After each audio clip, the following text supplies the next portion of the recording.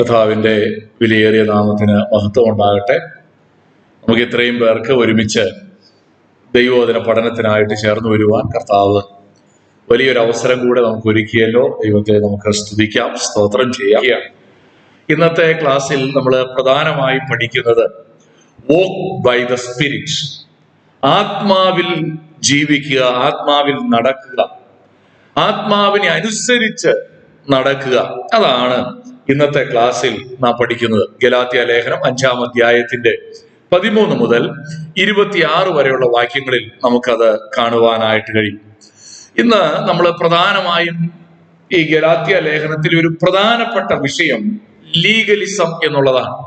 പൗലോസ് അപ്പോസ്തലൻ എന്തിനാണ് ഗലാത്യ ലേഖനം എഴുതിയതെന്ന് ചോദിച്ചാൽ, ഒരു വ്യക്തി നീതീകരിക്കപ്പെടുവാനും വിശുദ്ധീകരിക്കപ്പെടുവാനും ന്യായപ്രമാണം കൂടെ പിന്തുടരേണ്ടത് ആവശ്യമാണ് എന്നുള്ള ഒരു ദുരുപദേശം ഗലാത്യ പ്രദേശത്തുള്ളതായ സഭകളിൽ കടന്നുകൂടി. ആ കടന്നുകൂടിയ ദുരുപദേശത്തെ ചെറുക്കുവാൻ വേണ്ടിയാണ് പൗലോസ് പ്രധാനമായും ഈ ഗലാത്യ ലേഖനം എഴുതിയത്. നമ്മൾ ഇതുവരെ പഠിച്ച ഭാഗങ്ങളിലെല്ലാം അതിനെ ഡിഫെൻഡ് ചെയ്തുകൊണ്ട്, അല്ലെങ്കിൽ ആ പഠിപ്പിക്കൽ തെറ്റാണ് എന്ന് തെളിയിച്ചുകൊണ്ടാണ് പൗലോസ് ഈ ലേഖനം എഴുതിയത്. ആ പഠിപ്പിക്കലിനെ പൗലോസ് വേറൊരു സുവിശേഷം എന്ന വാക്ക് ഉപയോഗിച്ചാണ് ചെറുത്തത്. നമ്മൾ ഇതുവരെ കണ്ട 1 മുതൽ 4 വരെയുള്ള അധ്യായങ്ങൾ പഠിച്ചാൽ നമുക്കറിയാം, 1ഉം 2ഉം അധ്യായങ്ങളിൽ നമ്മൾ കണ്ടത് ഒരു അല്പം ചരിത്രമായിരുന്നു, അല്ലെ? 1ഉം 2ഉം അധ്യായങ്ങളിൽ പൗലോസ് തന്റെ ജീവിതത്തിൽ തനിക്ക് എങ്ങനെയാണ് ഈ സുവിശേഷം, എന്താണ് സത്യസുവിശേഷം എന്ന് മനസ്സിലായത് എന്ന് പൗലോസ് പറയുന്നുണ്ട്. പൗലോസ് പറഞ്ഞു, ഇത് മനുഷ്യന്റെ ഇഷ്ടത്താലല്ല, ദൈവത്തിന്റെ ഇഷ്ടത്താൽ എനിക്ക് വെളിപ്പാടായിട്ട് ലഭിച്ചതാണ്. പിന്നീട് പൗലോസ് പറയുന്നുണ്ട്, എനിക്ക് ലഭിച്ച ആ സുവിശേഷം അത് തന്നെയാണ് മറ്റ് അപ്പോസ്തലന്മാർക്കും ലഭിച്ചത്. ഞാനത് പത്രോസുമായിട്ടൊക്കെ സംസാരിച്ച് വളരെ ബോധ്യത്തോടെയാണ് നിങ്ങളോട് പറയുന്നത് എന്ന് പൗലോസ് 2-ാം അധ്യായത്തിൽ പറയുന്നുണ്ട്. 3ഉം 4ഉം അധ്യായങ്ങളിൽ വിശ്വാസത്താൽ മാത്രമാണ്, കൃപയാലല്ലോ വിശ്വാസം മൂലമാണ് രക്ഷ എന്നുള്ളതിന്റെ പുറകിൽ ചില ആർഗ്യുമെന്റുകൾ, ചില തെളിവുകളൊക്കെ പൗലോസ് നിരത്തി അത് തെളിയിക്കുകയാണ് എന്താണ് സത്യസുവിശേഷം എന്നുള്ളത്. എന്നാൽ 5-ാമത്തെ അധ്യായത്തിലേക്ക് വരുമ്പോൾ പൗലോസ് ഈ വിഷയത്തിന്റെ പ്രായോഗികതയിലേക്ക് വരികയാണ്. എന്താണ് ആ പ്രായോഗികത എന്ന് പറഞ്ഞാൽ, പൗലോസ് പറഞ്ഞു, നിങ്ങൾ സ്വാതന്ത്ര്യത്തിനായില്ലേ? നമ്മൾ അതിനെ കുറിച്ച് നമ്മൾ വായിക്കുന്നുണ്ട്. കഴിഞ്ഞ ക്ലാസ്സിൽ അതേക്കുറിച്ച് ചിന്തിച്ചു. ഈ 5-ാമത്തെ അധ്യായത്തിൽ പ്രധാനമായും അഡ്രസ് ചെയ്യപ്പെടുന്ന വിഷയം സ്വാതന്ത്ര്യം എന്നുള്ള വിഷയമാണ്. എന്നാൽ ആ സ്വാതന്ത്ര്യത്തിന് വിലങ്ങുതടിയാകുന്ന ചില കാര്യങ്ങളുണ്ട്. അവിടെ 3 പെയർ ഓഫ് കാര്യങ്ങൾ അവിടെ പറയുന്നുണ്ട്. 1-ാമത്തെ പെയർ എന്ന് പറയുന്നത് ഒരു വശത്ത് സ്വാതന്ത്ര്യം, മറുവശത്ത് ജഡം. അത് ഇന്ന് നമ്മൾ വിശദമായിട്ട് ചിന്തിക്കും. മറ്റൊന്ന്, ഒരു വശത്ത് ന്യായപ്രമാണം, മറ്റൊരു വശത്ത് സ്നേഹം. ഒരു വശത്ത് സ്വന്തം പരിശ്രമം, മറ്റൊന്ന് പരിശുദ്ധാത്മാവിനാൽ നയിക്കപ്പെടുന്ന ജീവിതം. ഈ 3 പെയറുകൾ നമുക്ക് ഈ 5-ാമത്തെ അധ്യായത്തിന്റെ പഠനത്തിൽ കാണുവാനായിട്ട് സാധിക്കും. എന്താണ് ഇവിടെ പൗലോസ് പറയുന്ന ഈ പ്രായോഗികമായി എങ്ങനെ സുവിശേഷത്തിൽ ജീവിക്കുവാനായിട്ട് കഴിയും? ഇത് പഠിച്ചില്ലെങ്കിൽ ക്രിസ്തീയ ജീവിതത്തിൽ നമുക്കൊരു വലിയ ബാലൻസ് തെറ്റിപ്പോവാ നമ്മൾ പറയും, അല്ലേ? എന്താ ഈ ബാലൻസ് തെറ്റുക എന്ന് പറഞ്ഞാൽ, നമ്മുടെ കാറിനൊക്കെ നമ്മൾ അലൈൻമെന്റ് ശരിയാക്കും, വീൽ ബാലൻസിങ് ചെയ്യും. എന്തിനു വേണ്ടിയാണ് അലൈൻമെന്റും ബാലൻസിങ്ങും ചെയ്യുന്നത്? അലൈൻമെന്റും ബാലൻസിങ്ങും ശരിയല്ലെങ്കിൽ വണ്ടിക്ക് സംഭവിക്കുന്നത് എന്താ? നമുക്കെല്ലാം അറിയാം. നമ്മൾ പറയും ടയർ വെട്ടിത്തെയ്യുക എന്നാ പറയുക. വണ്ടി ഓടിക്കുന്നവരെല്ലാം പറയും ടയർ വെട്ടിത്തെയ്യും എന്ന് പറഞ്ഞാൽ സ്മൂത്ത് ആയിരിക്കില്ല വണ്ടിയുടെ മുന്നോട്ടുള്ള പോക്ക്. ക്രിസ്തീയ ജീവിതം അതിന്റെ ശരിയായ ദിശയിൽ, ശരിയായ നിലയിൽ മുന്നോട്ട് പോകണമെന്നുണ്ടെങ്കിൽ ഈ ഒരു ബാലൻസ് നമുക്ക് ആവശ്യമായിട്ടുണ്ട്. എന്താണ് ആ ബാലൻസ്? അത് ഞാൻ ആദ്യമേ അങ്ങ് പറഞ്ഞിട്ട് ഈ വാക്യങ്ങളിലേക്ക് പ്രവേശിക്കാം എന്ന് ഞാൻ വിചാരിക്കുകയാണ്. എങ്ങനെയാണ് ബാലൻസിങ്? ഈ 5-ാം അധ്യായത്തിൽ ആ ബാലൻസിങ്ങിനെ കുറിച്ച് പറയുകയാണ്. 5-ന്റെ 1 മുതൽ 12 വരെ കഴിഞ്ഞ ക്ലാസ്സിൽ നമ്മൾ പറഞ്ഞു, നിങ്ങൾ ന്യായപ്രമാണത്തിന്റെ നുകത്തിൻ കീഴിലല്ല ജീവിക്കേണ്ടത്. 5-ാം അധ്യായത്തിന്റെ 1-ാം വാക്യത്തിൽ പറയുകയാണ്, സ്വാതന്ത്ര്യത്തിനായിട്ട് ക്രിസ്തു നമ്മെ സ്വതന്ത്രരാക്കി. ആകയാൽ അതിൽ ഉറച്ചു നിൽപ്പിൻ, അടിമനുഖത്തിൽ പിന്നെയും കുടുങ്ങിപ്പോകരുത്. അപ്പോൾ ഒന്നാമത് നമ്മുടെ ബാലൻസ് കളയുന്ന ഒരു കാര്യമാണ് നമ്മൾ ഈ ന്യായപ്രമാണം അനുസരിച്ച് ജീവിക്കാൻ ശ്രമിച്ചാൽ സംഭവിക്കുക. അതുകൊണ്ട് ഒന്ന്, നിങ്ങളുടെ ക്രിസ്തീയ സ്വാതന്ത്ര്യത്തെ സ്മൂത്ത് ആയിട്ടുള്ള റണ്ണിങ്ങിനെ, ഇല്ലേ, സ്വാതന്ത്ര്യം എന്ന് പറഞ്ഞാൽ സ്മൂത്ത് റണ്ണിങ് എന്ന് അതിനെ മനസ്സിലാക്കിയാൽ മതി. സ്മൂത്ത് റണ്ണിങ്ങിനെ ബാധിക്കുന്ന ഒരു പ്രധാനപ്പെട്ട പ്രശ്നമാണ് എന്താ? ലോ, ന്യായപ്രമാണം എന്ന് പറയുന്നത്. രണ്ടാമത്തെ കാര്യം ഇന്ന് നമ്മൾ പഠിക്കാൻ പോകുന്നതേ ഉള്ളൂ. 13 മുതൽ 15 വരെയുള്ള വാക്യങ്ങളിൽ ലിവിങ് വിത്തൗട്ട് ലൈസൻസ്. എന്താ ഈ ലൈസൻസ് എന്ന് പറഞ്ഞാൽ? 13-ാം വാക്യം പറയുന്നത് ഇങ്ങനെയാണ്. വീണ്ടും അവിടെ സ്വാതന്ത്ര്യത്തെ കുറിച്ചാണ് പറയുന്നത്. സഹോദരന്മാരെ, നിങ്ങൾ സ്വാതന്ത്ര്യത്തിനായി വിളിക്കപ്പെട്ടിരിക്കുന്നു. ഈ സ്വാതന്ത്ര്യം ജഡത്തിന് അവസരമാക്കുക മാത്രം ചെയ്യാതെ സ്നേഹത്താൽ അന്യോന്യം സേവിപ്പീൻ. രണ്ടാമത്തെ ഒരു പ്രശ്നം എന്താണെന്നറിയാവോ? ഞാൻ ന്യായപ്രമാണത്തിന്റെ കീഴിലല്ല, അപ്പൊ അതിന്റെ അർത്ഥം എന്താ? എനിക്ക് ഇഷ്ടമുള്ളതൊക്കെ ചെയ്യാം എന്നുള്ള ഒരു ചിന്താഗതി മനുഷ്യന്റെ മനസ്സിലേക്ക് വരും. അങ്ങനെ എന്തും ചെയ്യാം എന്ന് പറഞ്ഞാൽ അതിന്റെ അർത്ഥം എന്താ? എനിക്ക് ഇഷ്ടമുള്ള പോലെ എന്റെ വണ്ടി സ്മൂത്ത് ആയിട്ട് ഓടുക, അതുകൊണ്ട് ഞാൻ റോങ് സൈഡിൽ കൂടി ഓടിക്കും എന്നൊരാൾ പറയുമ്പോൾ അത് എന്താവും? അത് സ്മൂത്ത് ആവുമോ? ഒരു വശത്ത് 20 കിലോമീറ്റർ സ്പീഡിലേ ഓടിക്കാവുള്ളൂ, സ്മൂത്ത് ആവൂ. പക്ഷെ മറുവശത്താണെങ്കിലോ, ഞാൻ അങ്ങനെ നിയമമൊന്നുമില്ല, എന്നാ പിന്നെ എനിക്ക് ഇഷ്ടമുള്ളവർ ഓടിക്കുമെന്ന് പറഞ്ഞ് സീറ്റ് ബെൽറ്റ് ഇടാതെ, ലൈറ്റ് ഡിം ചെയ്യാതെ, റോങ് സൈഡിലൂടെ കയറി ഹോൺ അടിക്കാതെ വണ്ടി ഓടിച്ചാലോ? എനിക്ക് ലൈസൻസ് ഉണ്ട്, ഇഷ്ടമുള്ളവർ ഓടിക്കും. ഇതാണ് മറുവശം. ഇത് രണ്ടുമല്ല നമുക്ക് വേണ്ടത്. പിന്നെ എന്താ വേണ്ടത്? ഇതിന്റെ ബാലൻസിങ് എന്ന് പറയുന്നത് living by the holy Spirit. ന്യായപ്രമാണം അനുസരിച്ചുമല്ല നമ്മൾ ജീവിക്കേണ്ടത്, ഇഷ്ടമുള്ളതുപോലെയും അല്ല ജീവിക്കേണ്ടത്. പിന്നെ എങ്ങനെ ജീവിക്കണം? 16-ാം വാക്യം പറയുകയാണ്, ആത്മാവിനെ അനുസരിച്ച് നടപ്പീൻ. Living by the holy Spirit. 16 മുതൽ 26 വരെയുള്ള വാക്യങ്ങളിൽ നമ്മൾ കാണുന്നത് അതാണ്. അങ്ങനാണെങ്കിൽ നമുക്ക് ഈ വേദഭാഗം ഒന്ന് വായിച്ചിട്ട് വളരെ വേഗത്തിൽ ഈ ഭാഗം പഠിക്കണം. അല്പസമയം എടുക്കുമെന്ന് എനിക്കറിയാം. ഇന്ന് കൃത്യം 8:15 തീരുമെന്ന് എനിക്കറിയാൻ മേല. അല്പം മുന്നോട്ട് പോയാലും നമുക്കിത് തീർക്കണം, എങ്കിലേ അത് ഭംഗിയായിട്ട് തീരുകയുള്ളൂ. നമുക്ക് ആ ഭാഗം ഒന്ന് വായിക്കാം. 13 മുതൽ 26 വരെയുള്ള വാക്യങ്ങൾ. സഹോദരന്മാരെ, നിങ്ങൾ സ്വാതന്ത്ര്യത്തിനായി വിളിക്കപ്പെട്ടിരിക്കുന്നു. ഈ സ്വാതന്ത്ര്യം ജഡത്തിന് അവസരമാക്കുക മാത്രം ചെയ്യാതെ സ്നേഹത്താൽ അന്യോന്യം സേവിപ്പിൻ. കൂട്ടുകാരനെ നിന്നെ പോലെ തന്നെ സ്നേഹിക്കണം എന്നുള്ള ഏകവാക്യത്തിൽ ന്യായപ്രമാണം മുഴുവനും അടങ്ങിയിരിക്കുന്നു. നിങ്ങൾ അന്യോന്യം കടിക്കുകയും തിന്നുകളയുകയും ചെയ്താലോ ഒരുവൻ ഒടുങ്ങിപ്പോകാതിരിപ്പാൻ സൂക്ഷിച്ചുകൊള്ളുവിൻ.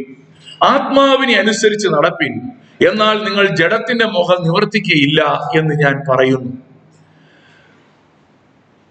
17-ാമത്തെ വാക്യം. ജഡാഭിലാഷം ആത്മാവിനും ആത്മാഭിലാഷം ജഡത്തിനും വിരോധമായിരിക്കുന്നു. നിങ്ങൾ ഇച്ഛിക്കുന്നത് ചെയ്യാതെ വണ്ണം അവ തമ്മിൽ പ്രതികൂലമല്ലോ. ആത്മാവിനെ അനുസരിച്ച് നടക്കുന്നുവെങ്കിൽ നിങ്ങൾ ന്യായപ്രമാണത്തിന് കീഴുള്ളവരല്ല. ജഡത്തിന്റെ പ്രവൃത്തികളോ ദുർനടപ്പ്, അശുദ്ധി, ദുഷ്കാമം, വിഗ്രഹാരാധന, ആഭിചാരം, പക, പിണക്കം, ജാരശങ്ക, ക്രോധം, ശാഠ്യം, ദ്വന്ദ്വപക്ഷം, ഭിന്നത, അസൂയ, മദ്യപാനം, വെറിക്കൂത്ത് മുതലായവ എന്ന് വെളിവാകുന്നു. ഈ വക പ്രവർത്തിക്കുന്നവർ ദൈവരാജ്യം അവകാശമാക്കുകയില്ല എന്ന് ഞാൻ മുമ്പേ പറഞ്ഞതുപോലെ ഇപ്പോഴും നിങ്ങളോട് മുമ്പ് കൂട്ടി പറയുന്നു. ആത്മാവിന്റെ ഫലമോ സ്നേഹം, സന്തോഷം, സമാധാനം, ദീർഘക്ഷമ, ദയ, പരോപകാരം, വിശ്വസ്തത, സൗമ്യത, ഇന്ദ്രിയജയം. ഈ വകയ്ക്ക് വിരോധമായി ഒരു ന്യായപ്രമാണവുമില്ല. ക്രിസ്തുവേശുവിനുള്ളവർ ജഡത്തെ അതിന്റെ രാഗമോഹങ്ങളോടുകൂടെ ക്രൂശിച്ചിരിക്കുന്നു. ആത്മാവിനാൽ നാം ജീവിക്കുന്നുവെങ്കിൽ ആത്മാവിനെ അനുസരിച്ച് നടക്കുകയും ചെയ്യുക. നാം അന്യോന്യം ഓരിന് വിളിച്ചും അന്യോന്യം അസൂയപ്പെട്ടും കൊണ്ട് വൃഥാഭിമാനികൾ ആകരുത്. ഈ വേദഭാഗത്തെ ഞാൻ പറഞ്ഞല്ലോ, ഇന്ന് നമ്മൾ പഠിക്കുന്നത് ആദ്യം പറഞ്ഞ 3-ൽ ഒന്നാമത്തെ കാര്യം നമ്മൾ കഴിഞ്ഞ ക്ലാസ്സിൽ പഠിച്ചു. ഏതാ? Living without the law. ന്യായപ്രമാണം ഇല്ലാതെയുള്ള ഒരു ജീവിതമാണ് ക്രിസ്തീയ ജീവിതം. അതിന്റെ അർത്ഥം ഇഷ്ടമുള്ളതുപോലെ ജീവിക്കാമെന്നാണോ? ആ ലൈസൻസ് എന്ന് പറഞ്ഞാൽ ഒരു വശത്ത് ലീഗലിസമാണ്, എല്ലാ സ്ട്രിക്റ്റ് റൂളാണ് ക്രിസ്തീയ ജീവിതം എന്ന് പറഞ്ഞ ചിലർക്ക്. അതിനെയാണ് ലീഗലിസം എന്ന് പറയുന്നത്. എന്നാൽ അത് തെറ്റാണെന്ന് പൗലോസ് പറയുമ്പോൾ അങ്ങനല്ല നിങ്ങൾ ജീവിക്കേണ്ടത്. പിന്നെയും നിങ്ങൾ എന്ത് ചെയ്യരുത്? അടിമനുഖത്തിൽ കുടുങ്ങിപ്പോകരുതെന്ന് പറയുമ്പോൾ വേറൊരു കൂട്ടർ പറയുകയാണ്, ശരിയാ, നമ്മൾ ഇങ്ങനെ ന്യായപ്രമാണം ഒന്നും അനുസരിച്ച് ജീവിക്കേണ്ടവരല്ല, സത്യം നിങ്ങൾ അറിയുകയും സത്യം നിങ്ങളെ സ്വതന്ത്രരാക്കുകയും ചെയ്യും, അതുകൊണ്ട് നമുക്ക് ഇഷ്ടമുള്ള പോലെ ജീവിക്കാം. ഈ നിലപാടിനോടാണ് പൗലോസ് ഇവിടെ 13 മുതൽ 15 വരെയുള്ള വാക്യങ്ങളിൽ സംവദിക്കുന്നത്. Living without licence. 4 കാര്യങ്ങളാണ് പൗലോസ് ഈ വിഷയത്തെ കുറിച്ച് സംസാരിക്കുന്നത്. നമുക്ക് ആദ്യം ആ 4 കാര്യങ്ങളൊന്ന് പഠിക്കാം. ഒന്നാമതായി പൗലോസ് ഇവിടെ ഈ ലൈസൻസ് എന്ന് പറയുമ്പോൾ ഡ്രൈവിംഗ് ലൈസൻസ് എന്നുള്ള അർത്ഥത്തിലല്ല കേട്ടോ അതിനെടുക്കുന്നത്. ഇഷ്ടമുള്ള പോലെ എന്ന് പറഞ്ഞാൽ ഇഷ്ടമുള്ളത് ചെയ്യാൻ സ്വാതന്ത്ര്യം ഉണ്ടെന്നാണ് അവരുടെ വാദം. ഒന്നെങ്കിൽ നമ്മൾ പറയുമല്ലോ, ഒന്നെങ്കിൽ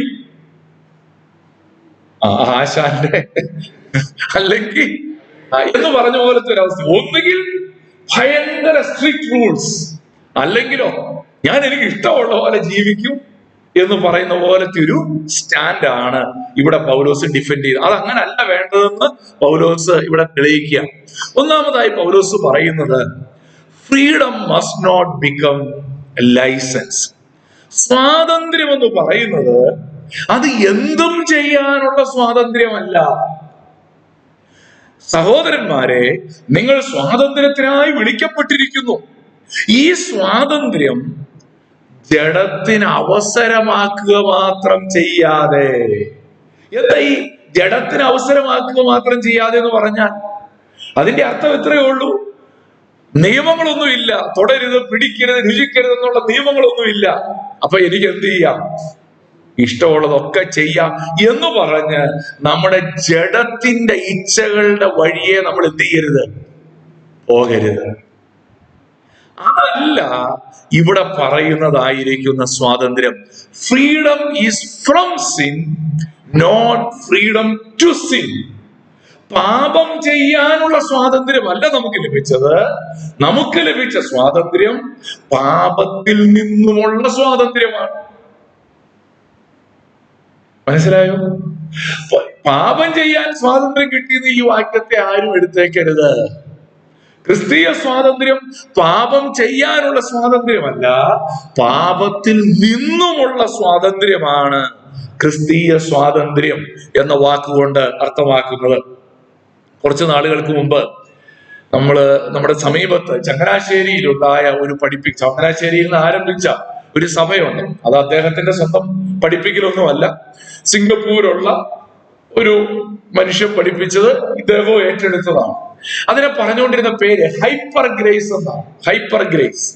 എന്താ ഈ ഹൈപ്പർ ഗ്രേസ് എന്ന് വെച്ചാൽ? ഹൈപ്പർ ഗ്രേസ് എന്ന് പറഞ്ഞാൽ രക്ഷിക്കപ്പെട്ട ഒരാള് കൃപയുടെ മടിത്തട്ടിലാണ്. എത്ര പാപം ചെയ്താലും ദൈവം ചെയ്യും, ഒരു കുഴപ്പമില്ലെന്നേ. ദൈവത്തിന്റെ കൃപയുടെ മടിത്തട്ടിലേക്കാണ് വീഴുന്നത്. എത്ര വീടുകയും ചെയ്തു, ഒരു കുഴപ്പമില്ല, നിനക്ക് കൂടുതൽ കൃപ ലഭിച്ചുകൊണ്ടിരിക്കും. റോമാലേഖനം 5-ാം അധ്യായത്തിൽ കൃപ പെരുകേണ്ടതിന് പാപം ചെയ്തുകൊണ്ടിരിക്കുകയെന്നോ ഒരു നാളും അരുതെന്നാണ് പൗലോസ് പറഞ്ഞത്. പക്ഷെ ഇവര് പറഞ്ഞ ധൈര്യമായിട്ട് ചെയ്തോ കൃപ. അത് എന്നാ പറയാമോ? അതിന്റെ തൊട്ടു മുമ്പത്തെ വാക്യത്തിൽ 6-ാം അധ്യായത്തിന് 1-ാം വാക്യത്തിലാണ് ഈ ചോദ്യം. 5-ാം അധ്യായത്തിന്റെ 20-ാം വാക്യത്തിൽ പറയുന്നുണ്ട്, പാപം പെരുകിയിടത്ത് കൃപ അത്യന്തം വർദ്ധിച്ചു. അപ്പൊ പാപം പെരുകിയിടത്ത് എന്താ വർദ്ധിച്ചത്? കൃപ. അപ്പൊ എത്ര വേണേലും പാപം ചെയ്തോ, കൃപ എന്ത് ചെയ്തോളൂ. ഇങ്ങനൊരു പഠിപ്പിക്കല് വന്നു. ആ പഠിപ്പിക്കൽ ഇവിടെ ചേരും. അങ്ങനെ ആ പഠിപ്പിക്കൽ തെറ്റാ. അതുകൊണ്ടാ റോമർ 6:1 പൗലോസ് ചോദിച്ചത്, കൃപ പെരുകേണ്ടതിന് പാപം ചെയ്തുകൊണ്ടിരിക്കുകയെന്നോ ഒരു നാളും വരുന്നത്. No, never. പാപം ചെയ്യാനുള്ള സ്വാതന്ത്ര്യമല്ല, പാപത്തിൽ നിന്നുമുള്ള സ്വാതന്ത്ര്യമാണ്. ഇവിടെ നമ്മൾ ഓർക്കുക, ഇവിടെ ജഡത്തിന് അവസരമാക്കുക എന്ന് പറയുന്നുണ്ട് അല്ലെ. എന്താ ഇവിടെ ഈ ജഡം എന്ന വാക്കുകൊണ്ട് അർത്ഥമാക്കുന്നത്? ജഡം എന്ന വാക്കുകൊണ്ട് അർത്ഥമാക്കുന്നത് പല ആളുകളും ചിന്തിക്കുക, നമ്മുടെ കയ്യ്, നമ്മുടെ കണ്ണ്, നമ്മുടെ നാവ്, ഇതൊന്നുമല്ല. ഇവിടെ ഈ വാക്ക് അർത്ഥമാക്കുന്നത് നമ്മിലുള്ള പാപ സ്വഭാവത്തെ കുറിച്ചാണ്. Sinful nature. ഈ പാപ സ്വഭാവത്തെ പോഷിപ്പിക്കാനായിട്ട് നീ എടുക്കരുതെന്നാണ് ഇവിടെ പറയുന്നത്. എന്ന് പറഞ്ഞാൽ നിന്നെ സ്വാതന്ത്ര്യത്തിനായിട്ട് വിളിച്ചു. ആ സ്വാതന്ത്ര്യം നിന്നിലെ പാപ സ്വഭാവത്തെ വർദ്ധിപ്പിക്കാനായിട്ട് എന്ത് ചെയ്യരുത്? അവസരമായിട്ട് എടുക്കരുത്.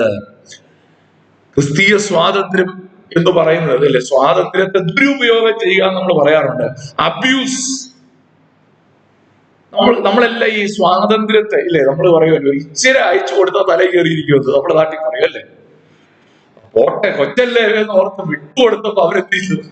തലയിൽ കയറിയിരിക്കും എന്ന് പറഞ്ഞാൽ സ്വാതന്ത്ര്യത്തെ ദുരുപയോഗം ചെയ്യുക. നമ്മൾ ന്യായപ്രമാണത്തിന്റെ കീഴിലല്ല എന്ന് പറഞ്ഞു. അപ്പൊ എന്ത് ചെയ്തു? ആഹാ, എന്നാ പിന്നെ ഇഷ്ടമുള്ള പോലെ ജീവിക്കാമെന്ന് പറഞ്ഞാൽ അത് സ്വാതന്ത്ര്യത്തിന്റെ ദുരുപയോഗമാണ് എന്നുള്ളത് ആണ് ഇവിടെ പറയുന്നതായ ആശയം. ഇവിടെ ചെയ്യേണ്ടത് ആ ക്രിസ്തീയ സ്വാതന്ത്ര്യം ആത്മാവിനാൽ നിയന്ത്രിതമായിരിക്കണം. Grace without discipline leads to spiritual destruction. നമ്മൾ പാപം ചെയ്താൽ, നമ്മളിൽ ഒരു പാപം സംഭവിച്ചാൽ നിശ്ചയമായി നമ്മൾ കൃപയിലേക്കാണ് വീഴുന്നത്. ദൈവത്തിന്റെ കൃപ നമ്മുടെ മേലുണ്ട്. പക്ഷേ നമ്മൾ അതുകൊണ്ടൊരു ഡിസിപ്ലിൻ ഇല്ലാണ്ട് ജീവിച്ചാലോ?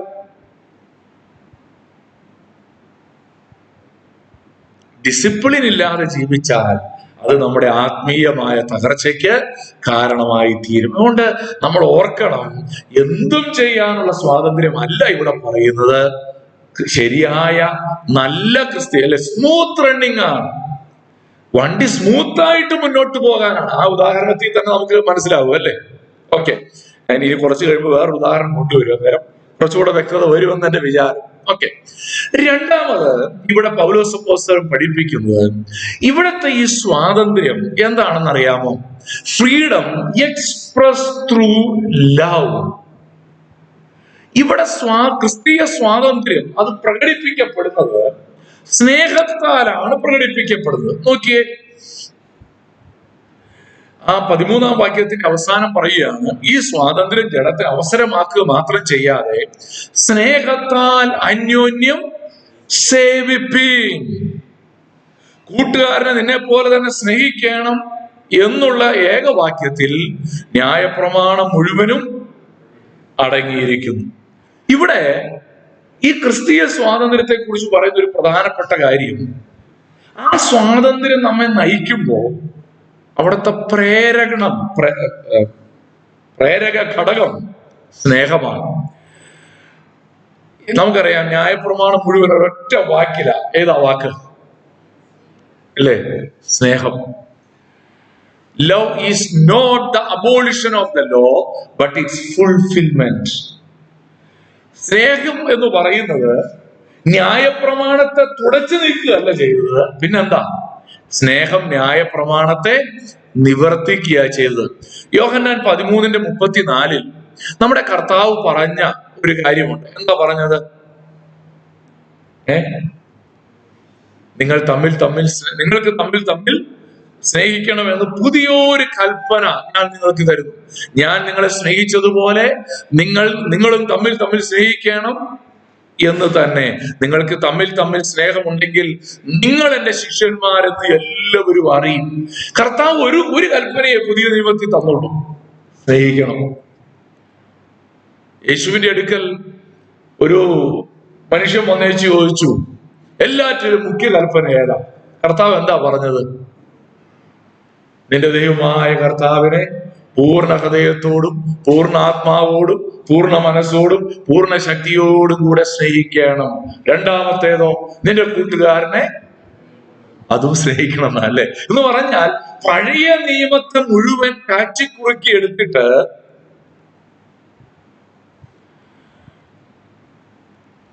യേശു കർത്താവ് അവിടെ പറയുന്നത് സ്നേഹിക്കണമെന്ന. നമ്മൾ വിചാരിക്കും ഇത് പുതിയ നിയമത്തിൽ ആദ്യമായിട്ട് ഇൻട്രോഡ്യൂസ് ചെയ്ത അല്ല, ഇത് പഴയ നിയമത്തിലേ ഉണ്ട്. നോക്കിയേ, ലേവ്യ പുസ്തകം 19:18, നിന്റെ ജനത്തിന്റെ മക്കളോട് പക വെക്കരുത്, കൂട്ടുകാരന് നിന്നെ പോലെ തന്നെ. ഇത് പുതിയ നിയമത്തിൽ ആദ്യമായിട്ട് തന്നതാണോ? ഇത് പഴയ നിയമത്തിലും അങ്ങനെ. അതുകൊണ്ടാണ് നമ്മൾ പറയുന്നത് നമ്മുടെ ദൈവം ഇന്നലെയും ഇന്നും എന്നേക്കും അനന്യൻ തന്നെ. പഴയ നിയമത്തിലെ ദൈവം തന്നെയാണ് പുതിയ നിയമത്തിലെ ദൈവം. ദൈവത്തിന് സ്വഭാവ മാറ്റമൊന്നും വന്നിട്ടില്ല. നമ്മൾ മനസ്സിലാക്കിയതിൽ മാറ്റം വന്നിട്ടുണ്ട്, നമ്മുടെ അണ്ടർസ്റ്റാൻഡിങ്ങിൽ ഡെവലപ്മെന്റ് വന്നിട്ടുണ്ട്. പ്രോഗ്രസീവ് റെവലേഷൻ ആണ് നമുക്ക് ദൈവത്തെ കുറിച്ച്.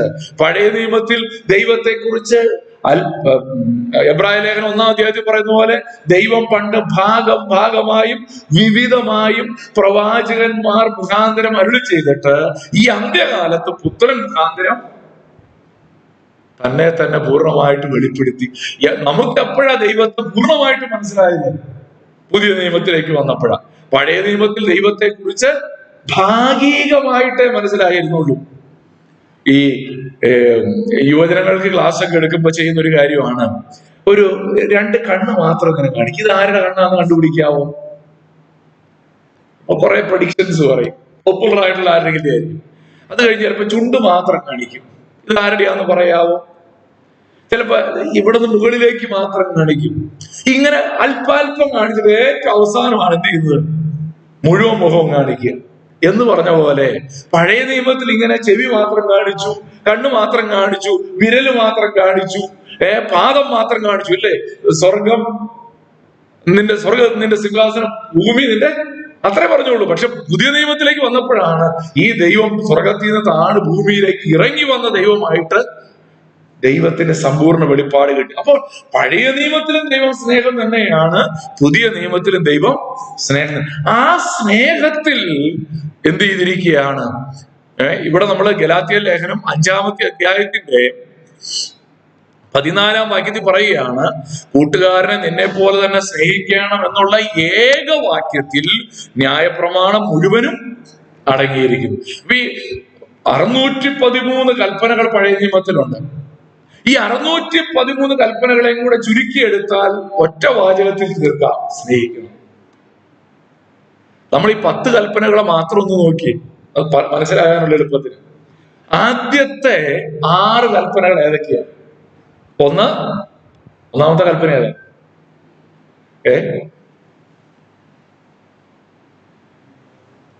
ഞാനല്ലാതെ അന്യ ദൈവങ്ങൾ ഉണ്ടാകരുത്. 2, വിഗ്രഹം ഉണ്ടാക്കരുത്. 3,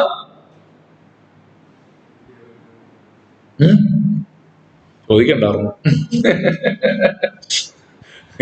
3 ഏതായിരുന്നു? കർത്താവിന്റെ നാമം വൃഥാ എടുക്കരുത്. 4, ശാബത്ത് ആചരിക്കണം. അപ്പൊ ഈ ആദ്യത്തെ കൽപ്പനകളെല്ലാം ദൈവത്തെ സ്നേഹിക്കണം, അല്ലേ? ഞാൻ മാത്രം ദൈവം, വിഗ്രഹം ഉണ്ടാക്കരുത്, പിന്നെ കർത്താവിന്റെ നാമത്തോടുള്ള ബന്ധത്തിൽ കർത്താവിന്റെ ദിവസം ദൈവത്തെ സ്നേഹിക്കുക. പിന്നെയുള്ളതെല്ലാം കൂട്ടുകാരനോടുള്ള ബന്ധത്തിലാണ്. കൊല ചെയ്യരുത്, വ്യഭിചാരം ചെയ്യരുത്, മോഷ്ടിക്കരുത്, കള്ളസാക്ഷ്യം പറയരുത്, കൂട്ടുകാരന്റെ ഇതെല്ലാം കൂട്ടുകാരനെ സ്നേഹിച്ചാൽ തീരുന്ന പ്രശ്നങ്ങളല്ലേ ഉള്ളൂ. ഇതാണ് സകല കൽപ്പനകളും ന്യായപ്രമാണത്തിൽ ഉള്ളടങ്ങിയിരിക്കുന്നു എന്ന് പറഞ്ഞതിന്റെ കാര്യം. 3-ാമതായി, ഫ്രീഡം എക്സ്പ്രസ് ത്രൂ സർവീസ്. എങ്ങനെയാണ് ഈ സ്വാതന്ത്ര്യം നമുക്ക് പ്രകടിപ്പിക്കാൻ കഴിയുക? അത് മറ്റുള്ളവരെ സേവിക്കുന്നതിലൂടെയാണ്. നോക്കിയേ, 13-ാം വാക്യത്തിൽ പറയുകയാണ്, 13-ാം വാക്യത്തിന്റെ അവസാനം പറയുകയാണ്, സ്നേഹത്താൽ അന്യോന്യം സേവിപ്പീൻ. ഈ സ്നേഹം, നിങ്ങളുടെ ഉള്ളിലുള്ള ഈ സ്നേഹം ഉണ്ടല്ലോ, ആ സ്നേഹം കൊണ്ട് എന്ത് ചെയ്യണം? Serve one another. അന്യോന്യം എന്ത് ചെയ്യണം? സേവിക്കണം. നിങ്ങൾക്ക് ഈ സെർവ് ചെയ്യാന്ന് പറഞ്ഞാൽ നമ്മള് അല്ലെ, സേവിക്കുക എന്ന് പറഞ്ഞാൽ ദാസനാവുക എന്നല്ലേ? സ്ലേവ് എന്നുള്ള പഴയ നിയമ ഭാഷയാണ്. സ്ലേവ്, അടിമ. ശുശ്രൂഷ ചെയ്യുന്ന ശുശ്രൂഷകൻ. കർത്താവ് തന്നെ ഈ പറഞ്ഞൊരു കാര്യമുണ്ട്, മർക്കോസിന്റെ സുവിശേഷം 10:45 മനുഷ്യപുത്രൻ ശുശ്രൂഷ ചെയ്യിപ്പാനല്ല ശുശ്രൂഷിപ്പാനും അനേകർക്ക് വേണ്ടി തന്റെ ജീവനെ മറുവിലയായി കൊടുപ്പാനും അത്രേ വന്നത്. അപ്പൊ കർത്താവ് ഭൂമിയിലേക്ക് വന്നത് തന്നെ ശുശ്രൂഷിക്കാനാണ്. എന്താ അതിന്റെ പുറകിലുള്ള ഘടകം? നമ്മളെ സ്നേഹിച്ചത് കൊണ്ടല്ലേ. ആ സ്നേഹമാണ് അവനെ കൊണ്ട് ദാസരൂപമെടുക്കാൻ പ്രേരിപ്പിച്ചത്. ക്രിസ്ത്യൻ ഫ്രീഡം എന്ന് പറയുന്നത് അത് സെർവൻഹുഡിലേക്ക് നമ്മളെ നയിക്കുന്ന ഒരു കാര്യമാണ്. ഒന്ന് ഓർത്ത് നോക്കിയേ, കർത്താവ് ഒരിക്കൽ ഈ ഗിരിപ്രഭാഷണത്തിൽ പ്രസംഗിക്കുമ്പോൾ മത്തായി എഴുതിയ സുവിശേഷം 5-ാം അധ്യായത്തിൽ പറയുന്ന ഒരു കാര്യമുണ്ട്. ഒരുത്തൻ നിങ്ങളെ 1 മൈൽ നടക്കാൻ, 1 നാഴിക നടക്കാൻ വിളിച്ചാൽ നിങ്ങൾ എന്ത് ചെയ്യണം? 2 നാഴിക അവന്റെ കൂടെ പോകണം. അതിന്റെ പുറകിലുള്ള ചരിത്രം എന്ന് പറയുന്നത് അന്നത്തെ റോമൻ പട്ടാളക്കാര് യഹൂദന്മാരെ കൊണ്ട് അവരുടെ പെട്ടി ചുമപ്പിക്കും. ഒരു റോമൻ പട്ടാളക്കാരന് ഒരു സ്ഥലത്ത് നിന്ന് വേറൊരു സ്ഥലത്തേക്ക് പോകണം. അവൻ പറയുകയാണ്, അപ്പൊ അതിനുള്ള അവകാശം റോമൻ ഗവൺമെന്റ് അവർക്ക് കൊടുത്തിട്ടുണ്ട്, റോമൻ പട്ടാളക്കാർ കൊടുത്തിട്ടുണ്ട്. ഒരു യഹൂദനെ കണ്ട അവനെ കൊണ്ട് നിന്റെ പെട്ടി ചുമപ്പിക്കാം. അപ്പൊ പട്ടാളക്കാരൻ വിളിക്കുകയാണ്, വാ എന്റെ പെട്ടി എടുക്കണമെന്ന് പറഞ്ഞാൽ, നീ ഒരു ദൈവവൈദ്യനാണെങ്കിൽ നീ ചെയ്യേണ്ടത് 1 നാഴിക ചുമക്കാൻ വിളിച്ചാൽ നീ എന്ത് ചെയ്തോണം? 2 നാഴിക ചുമന്നോണം. ഇതാണ് യഥാർത്ഥത്തിലുള്ള ക്രിസ്തീയ സ്വാതന്ത്ര്യം. നിന്റെ ഉള്ളിൽ സ്നേഹത്താൽ പ്രേരിപ്പിക്കപ്പെട്ടിട്ട് നീ എന്ത് ചെയ്യണം? ഒരു ശുശ്രൂഷകനാകണം. ഫിലിപ്പിയർ 2:4-5 വാക്യങ്ങളിൽ കർത്താവ് പറയുകയാണ്, ഓരോരുത്തൻ സ്വന്തം ഗുണമല്ല മറ്റുള്ളവന്റെ ഗുണവും കൂടെ നോക്കണം. ക്രിസ്തുവേശുവിലുള്ള ഭാവം തന്നെ കർത്താവ് അതാ ചെയ്തത്. ഇത് കഴിഞ്ഞുള്ള വാക്യം നിങ്ങൾക്ക് അറിയാല്ലേ? താൻ ദൈവരൂപത്തിലിരിക്കെ ദൈവത്തോടുള്ള സമത്വം മുറുകെ പിടിച്ചു കൊള്ളണമെന്ന് വിചാരിക്കാതെ ദാസരൂപമെടുത്ത വേഷത്തിൽ മനുഷ്യനായി വിളങ്ങി താൻ താഴ്ത്തി മരണത്തോളം, ക്രൂശിലെ മരണത്തോളം തന്നെ അനുസരണമുള്ളവനായി തീർന്നു. അപ്പൊ ദാസരൂപമെടുത്ത ക്രിസ്തുവിന്റെ അതേ ഭാവം നമ്മളിൽ ഉണ്ടാകാനാണ് പറഞ്ഞത്. ആ ഭാവം ഉണ്ടാകുമ്പോ നാം ശുശ്രൂഷിക്കപ്പെടുന്നവരാവുകയല്ല, എന്ത് ചെയ്യും? ശുശ്രൂഷിക്കുന്നവരായി മാറും. 4-ാമത്തെ കാര്യം കൂടെ പറഞ്ഞ് വേഗത്തിൽ മുന്നോട്ട് പോകാം, സമയം അങ്ങ് ഓടിപ്പോവുക. എനിക്ക് ക്ലോക്കിന്റെ സ്പീഡ് കാണുമ്പോൾ ഒരു പേടി. 4-ാമത്തെ കാര്യം, ഈ സ്വാതന്ത്ര്യത്തെ ദുരുപയോഗം ചെയ്താൽ എന്ത് സംഭവിക്കും? 15-ാം വാക്യം പറയുകയാണ്. എന്താ? ഗലാത്യർ 5:15. ഇന്ന് നമ്മൾ ആകെ 3 വാക്യം എത്തിയോളൂ ഇത്ര സമയമായിട്ട്. അവിടെ പറയുന്നു, കൂട്ടുകാരനെ നിന്നെ പോലെ തന്നെ, 15-ാം വാക്യം, നിങ്ങൾ അന്യോന്യം കടിക്കുകയും കളയുകയും ചെയ്താലോ ഒരുവനാൽ ഒരുവൻ ഒടുങ്ങിപ്പോകാതിരിപ്പാൻ സൂക്ഷിച്ചു കൊള്ളുവിൻ. നിങ്ങൾ ഈ സ്വാതന്ത്ര്യം നിങ്ങൾക്കുള്ള അവസരമാക്കി എടുത്താൽ നിങ്ങൾ എന്ത് ചെയ്യും? 10 കൽപ്പനകളിൽ ആ 2-ാമത്തെ പകുതി ഒന്നും നിങ്ങൾ അനുസരിക്കില്ല. നിങ്ങൾ കൊല ചെയ്യും, നിങ്ങൾ വ്യഭിചാരം ചെയ്യും, നിങ്ങൾ മോഷ്ടിക്കും, നിങ്ങൾ കള്ളസാക്ഷ്യം പറയും, കൂട്ടുകാരന്റെ സമ്പത്തും ഭാര്യയും മൃഗങ്ങളെയൊക്കെ മോഹിക്കും. അങ്ങനെയൊക്കെ ചെയ്താൽ എന്താ സംഭവിക്കുക? നിങ്ങൾ അന്യോന്യം കടിക്കുക, അല്ലെ? അവിടെ ഒരു കമന്റേറ്റർ അതിനെ കുറിച്ച് പറഞ്ഞിരിക്കുന്നത് അനിമലിസ്റ്റിക് ലാംഗ്വേജ് യൂസ് ചെയ്തെന്നാ. ഈ മൃഗങ്ങൾ അങ്ങോട്ടും ഇങ്ങോട്ടും കടിപിടി കൂടില്ലേ, അങ്ങനെ ഒരു ഭാഷ അവിടെ ഉപയോഗിച്ചിരിക്കുന്നതാ. അന്യോന്യം കടിക്കുകയും തിന്നുകളയുകയും ചെയ്താലോ, മൃഗങ്ങൾ അന്യോന്യം കടിക്കുകയും തിന്നുകളയുകയും ചെയ്യുന്നത് പോലെ നിങ്ങൾ എന്ത് ചെയ്യും? അന്യോന്യം നശിപ്പിക്കും.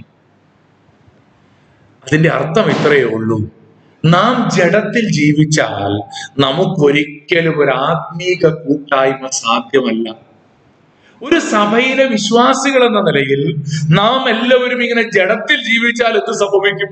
നമുക്ക് അന്യോന്യം പിണക്കമായിരിക്കും, നിന്നേക്കാൾ വലുത് ഞാനാണെന്നുള്ള മനോഭാവമായിരിക്കും, നമുക്ക് അസൂയയുണ്ടാകും.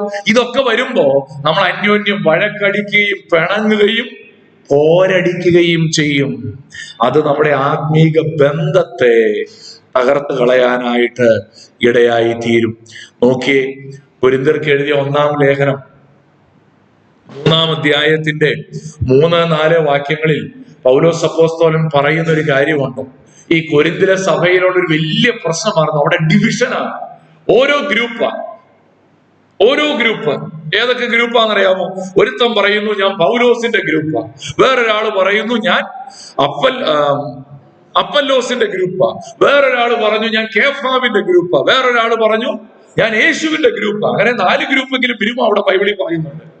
അതിനെക്കുറിച്ച് 3-ാം വാക്യത്തിൽ പൗലോസ് പറയുകയാണ്, നിങ്ങളുടെ ഇടയിൽ ഈർഷ്യയും പിണക്കവും ഇരിക്കെ നിങ്ങൾ ആരാണ്? നിങ്ങൾ ജഡീകന്മാരും ശേഷം മനുഷ്യരെ പോലെ നടക്കുന്നവരുമല്ലയോ. എന്താ അതിന്റെ അർത്ഥം? നമുക്കിടെ ജഡത്തിന്റെ ഇച്ഛകളെ അനുസരിച്ച് നമ്മൾ ജീവിക്കുന്നവരെ ബൈബിൾ വിളിക്കുന്ന പേരാണ് ജഡീകൻ. അങ്ങനെ ജഡീകനായി ജീവിച്ചാൽ നിങ്ങളുടെ ഇടയിൽ ഈർഷ്യയും പിണക്കവും ഉണ്ട്, നിങ്ങളുടെ ഇടയിൽ ഗ്രൂപ്പുകളിയുണ്ട്, നിങ്ങൾ തമ്മിൽ ഭിന്നതയായിരിക്കും. പ്രിയപ്പെട്ടവരെ, ആത്മാവിനെ അനുസരിച്ച് നടക്കുന്നതിന് ഏറ്റവും വലിയൊരു ശത്രുവാണ് നമുക്കിവിടെ കാണുവാനായിട്ട് കഴിയും. ഇനി ഞാൻ ഒരു ഉദാഹരണം നിങ്ങളുടെ മുമ്പിലേക്ക് കൊണ്ടുവരാം. ഇപ്പൊ 2 മേഖലകളെ കുറിച്ച് പറഞ്ഞു. ഒന്ന് living without law, 2 living without licence. ന്യായപ്രമാണം അനുസരിച്ചുള്ള ജീവിതത്തെ നമ്മൾ വിളിക്കുന്ന പേരായിരുന്നു എന്ത്? ലീഗലിസം. മലയാളത്തിൽ പറഞ്ഞാൽ നിയമവാദം എന്ന് പറയും. ഒന്ന് ഓർത്ത് നോക്കിയേ, സ്വർഗത്തിൽ നിന്ന് ഭൂമിയിലേക്ക് ഒരു സ്വർഗത്തിന്റെ ഭൂമിയുടെ ഇടയ്ക്ക് ഒഴുകുന്ന ഒരു നദിയാണ്. ആ നദിയുടെ പേരാണ് ലീഗലിസം എന്ന് വിചാരിക്കുക. ഈ നദിയുടെ വെള്ളം എന്ന് പറഞ്ഞാൽ നല്ല സംശുദ്ധമായ വെള്ളമാണ്. കാര്യം എന്നാന്ന് വെച്ച് കഴിഞ്ഞാൽ ഈ നദിയെ കുറിച്ച് പറയുന്നത്, അയ്യോ നിങ്ങൾ പാപത്തിന്റെ ഒരു വഴിയിൽ എന്ത് ചെയ്യരുത്, തൊടരുത്, നോക്കരുത്, രുചിക്കരുത്, പിടിക്കരുത്. നല്ല ശുദ്ധമായ വെള്ളം, നമ്മൾ പറയുമല്ലോ കണ്ണീര് പോലെയുള്ള വെള്ളം, നല്ല സംശുദ്ധമായ വെള്ളമാണ് ഈ നദിയിലൂടെ ഒഴുകുന്നത്. പക്ഷെ ഈ നദിക്കൊരു പ്രത്യേകതയുണ്ട്, നല്ല ആഴമാണ്, ഭയങ്കര ഡീപ്പാണ്, കുത്തി ഒഴുകുന്ന വെള്ളമാണ്. ഈ നദിയെ ക്രോസ് ചെയ്യാമെന്ന് ആരെങ്കിലും വിചാരിച്ചാൽ നടക്കൂല. കാരണം അത്ര കുത്തിച്ചാടുന്ന സ്ഥലമാണ്, വെള്ളമൊക്കെ കുത്തി ഒഴുകുന്നതാണ്, നല്ല ആഴമുള്ള പുഴയാണ്, പക്ഷെ നല്ല സംശുദ്ധമായ വെള്ളമാണ്. ഇങ്ങനൊരു പുഴ ക്രോസ് ചെയ്യാൻ പറ്റുമോ? ഇല്ല. പക്ഷെ ഇത് നല്ല സംശുദ്ധമാണല്ലേ. ലീഗലിസത്തിന്റെ ഒരു പ്രത്യേകത എന്ന് പറഞ്ഞാൽ, അയ്യോ അത് കേൾക്കുമ്പോ ഭയങ്കര അട്രാക്റ്റീവാ, വിശുദ്ധി അങ്ങ് തുളുമ്പി നിൽക്കും. അതാണ് ലീഗലിസത്തിന്റെ പ്രത്യേകത. ഡ്രസ്സാണെങ്കിൽ വെള്ള മാത്രമേ ഇടാവൂ. ലീഗലിസമാണ് കാണുമ്പോഴേ പരിശുദ്ധി തോന്നും. ഇനി ഡ്രസ്സിങ്, മേക്കപ്പ്, ഹെയർ സ്റ്റൈല് എല്ലാം പരിശുദ്ധനെന്ന് തോന്നുന്ന പോലത്തെയാണ്, പെർഫെക്റ്റ്. പക്ഷെ ഇത് ഒത്തിരി റൂൾസാ. എത്ര അടി ഞായറാഴ്ച നടക്കാമെന്നൊരു നിയമമുണ്ട്. യഹൂദന്മാർക്കുണ്ടായിരുന്നു ശാബത്ത് ദിവസത്തെ വഴി, എല്ലാം നിയമമാണ്. അപ്പൊ പുള്ളി നടക്കുന്ന എങ്ങനെയായിരിക്കും? ഇങ്ങനെ നടക്കും, അനങ്ങാതെ പരിശുദ്ധനാണ്. ഇതാണ് ലീഗലിസം. എന്നാൽ അപ്പൊ പറഞ്ഞു, അയ്യോ ഇത് നടക്കൂല. കാരണം എന്നാ? നേരത്തെ പറഞ്ഞു, നമ്മൾ കഴിഞ്ഞ ക്ലാസ്സിൽ ചിന്തിച്ചൊരു കാര്യമാണ്, നമ്മള് ന്യായപ്രമാണത്തിലെ എല്ലാം അനുസരിക്കാൻ നോക്കിയാൽ 99 ചെയ്തു, 1 പരാജയപ്പെട്ടാൽ 100 പരാജയപ്പെട്ടെന്ന് നമ്മൾ കഴിഞ്ഞ ക്ലാസ്സിൽ പറഞ്ഞു. അതാണ് ഇതിന്റെ അകത്ത്. ഒന്ന് കാല് തെറ്റിയ താഴെപ്പോകും. എന്നാൽ മറുവശത്ത് വേറൊരു പുഴയുണ്ട്, ഒരു നദിയുണ്ട്, സ്വർഗത്തിൽ നിന്ന് ഭൂമിയിലേക്കുള്ളത്. അതിന്റെ പേരാണ് ലൈസൻസ്. അതിനകത്ത് കുത്തി ഒഴുകുന്ന വെള്ളമൊന്നുമില്ല, വലിയ ആഴവും ഇല്ല. പക്ഷേ ആ വെള്ളത്തിൽ മുഴുവൻ വിഷജന്തുക്കളും പാപത്തിന്റെ എല്ലാ മാലിന്യങ്ങളും അതിനകത്തുണ്ട്. അങ്ങനെ ഇഷ്ടമുള്ള പോലെ ചെയ്യാതെ, അങ്ങനെ ഒരു ഇച്ചിരി കുഴപ്പമുണ്ട്, അതൊന്നും കാര്യമില്ല. സ്വാതന്ത്ര്യത്തിനായി ക്രിസ്തു നമ്മെ സ്വതന്ത്രരാക്കി. വലിയ അങ്ങനെ നിയമങ്ങളൊന്നുമില്ല. പക്ഷെ ഇതിനകത്ത് ക്രോസ് ചെയ്യാൻ പറ്റത്തില്ല. കാരണം എന്നാ? വിഷജന്തുക്കളാ ഇതിനകത്ത് മുഴുവൻ.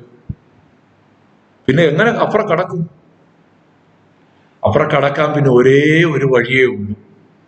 അതാണ് ഇതിന്റെ നടുവിൽ സ്വർഗത്തിലെ ദൈവം വെച്ചതായിരിക്കുന്ന വാക്ക് ബൈ ദ സ്പിരിറ്റ്, ആത്മാവിനെ അനുസരിച്ച് നടക്കുക. ഈ 2 എക്സ്ട്രീമും അല്ല, കളരിക്ക് പുറത്തും അല്ല ആശാന്റെ. അത് ഞാൻ പറയണത് നിങ്ങൾ ഓർത്തിരിക്കാൻ വേണ്ടിയാ കേട്ടോ. നമ്മൾ സാധാരണ പറയുന്നത് ഈ പാർലമെന്ററി വേർഡ്സിലൊക്കെ പറയുമല്ലോ, ഓർത്തിരിക്കാൻ വേണ്ടിയാ. ഇതിന്റെ ഇടയ്ക്ക് ഒരു ബാലൻസിങ് ഉണ്ട്. എന്താ ബാലൻസിങ്?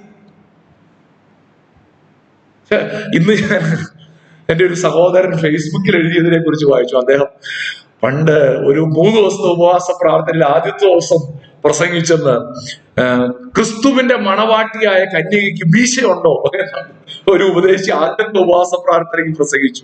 അപ്പൊ 2ാമത്തെ ദിവസമാണ് ഈ ദേവദാസ പ്രസംഗിച്ചത്. നോക്കുമ്പോ ആ സഭയിലുണ്ടായിരുന്ന ചെറുപ്പക്കാരെല്ലാം മീശ പഠിച്ചേച്ചു വന്നു. അപ്പൊ ചോദിച്ചു, കന്യക പഠിച്ചുകൊണ്ട് മീശ, അദ്ദേഹം ചോദിച്ചു, മീശ പഠിച്ചുകൊണ്ട് മാത്രം നിങ്ങൾ കന്യകയാവുമോ എന്ന് ചോദിച്ചത്. എന്ന് പറഞ്ഞ ഇങ്ങനെയുള്ള ചെറിയ ചെറിയ കാര്യങ്ങൾ കൊണ്ട് എന്ത് ചെയ്തു?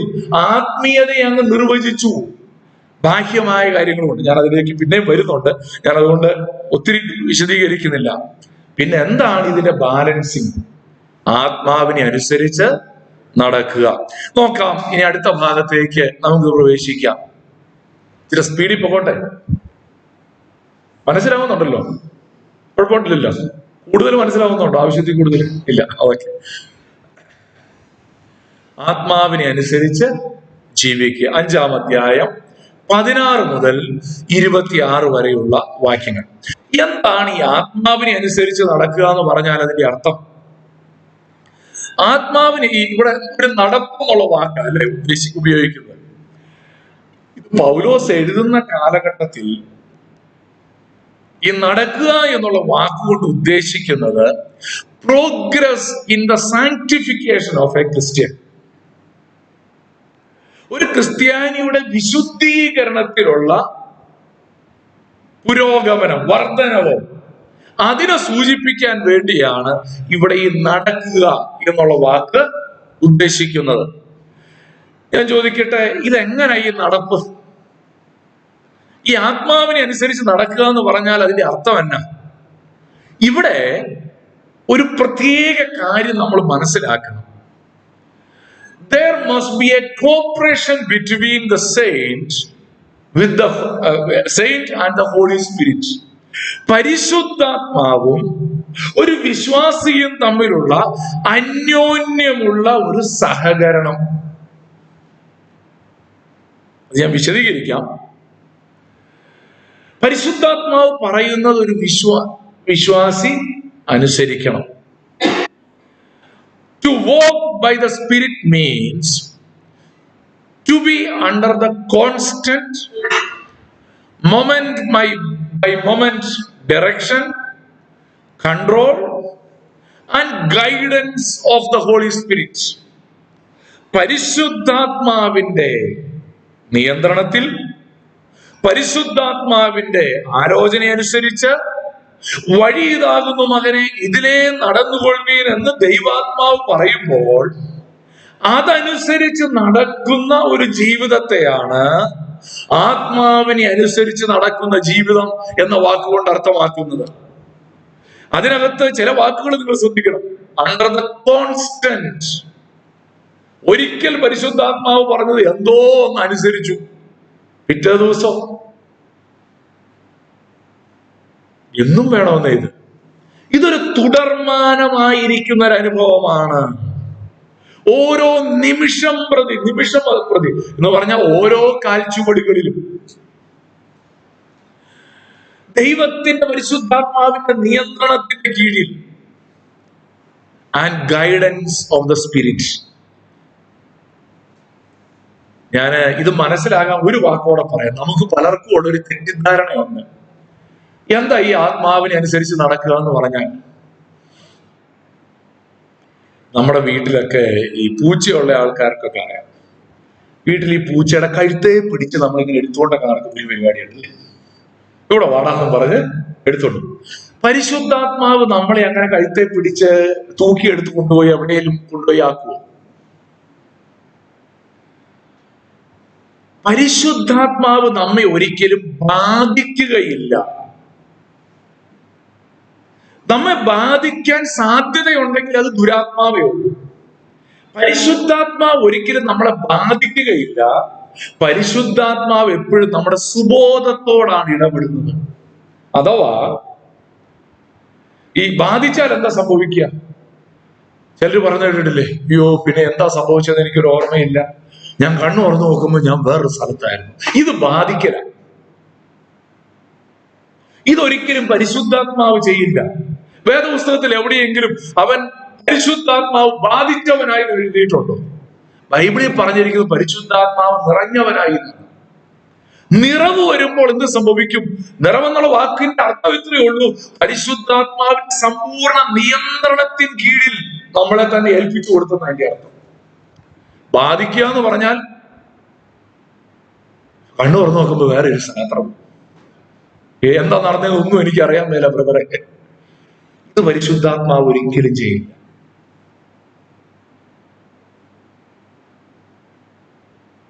വേദപുസ്തകത്തിൽ ആത്മവിവശതയിലായ ചിലരെ കുറിച്ചൊക്കെ പറയുന്നുണ്ട് അല്ലേ?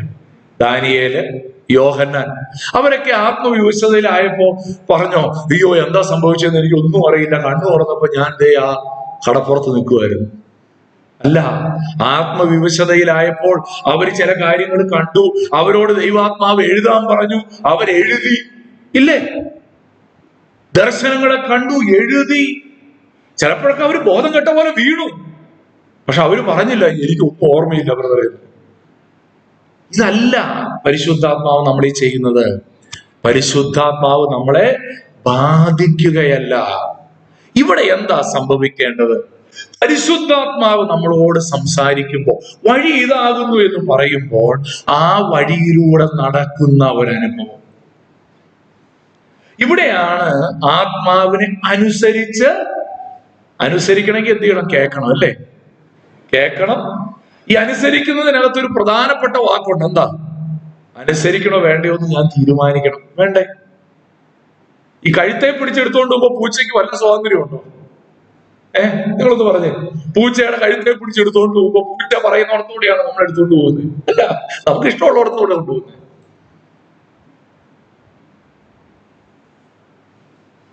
പരിശുദ്ധാത്മാവ് നമ്മളെ കഴുത്തെ പിടിച്ച് തൂക്കിയെടുത്തോണ്ട് പോവില്ല. പരിശുദ്ധാത്മാവ് നമ്മളോട് ആലോചന പറയും.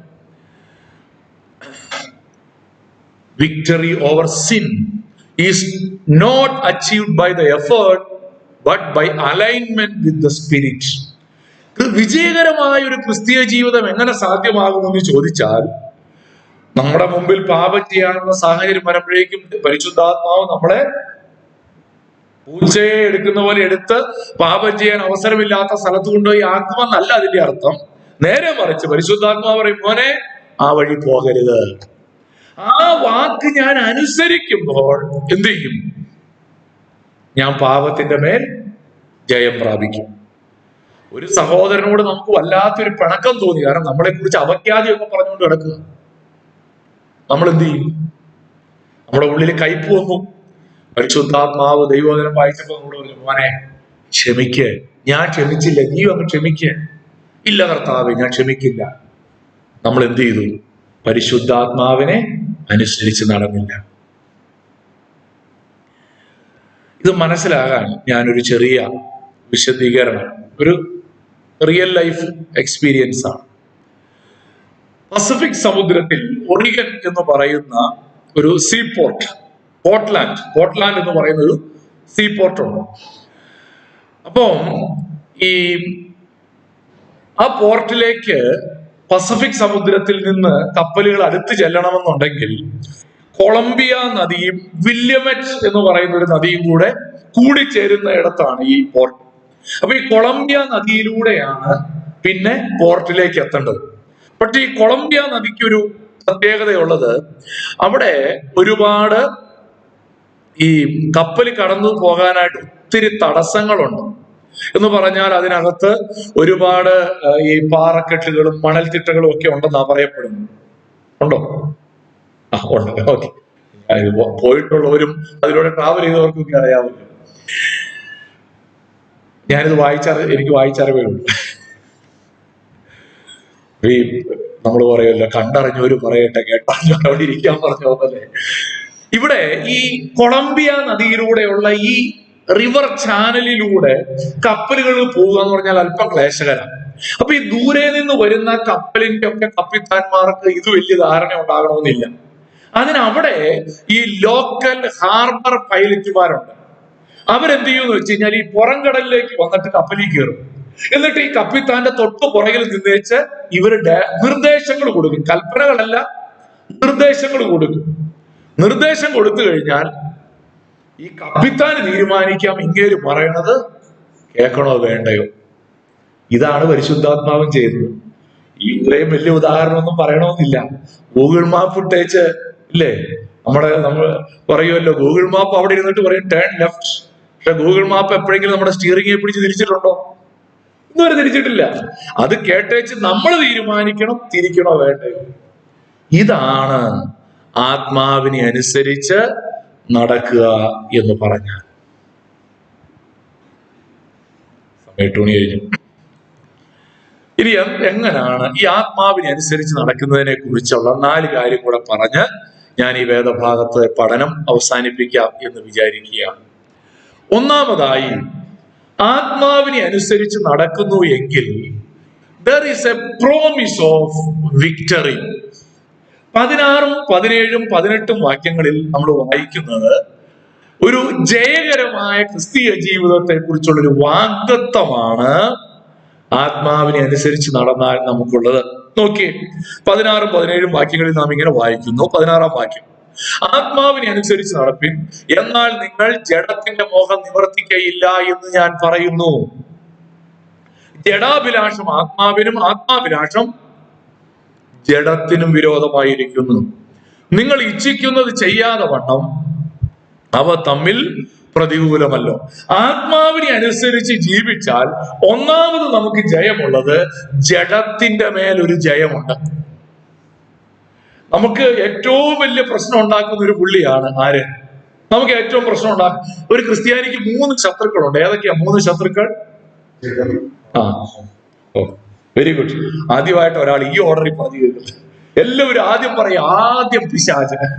പിശാചിനാണ് ആദ്യത്തെ ക്രെഡിറ്റ് കൊടുക്കുമല്ലേ.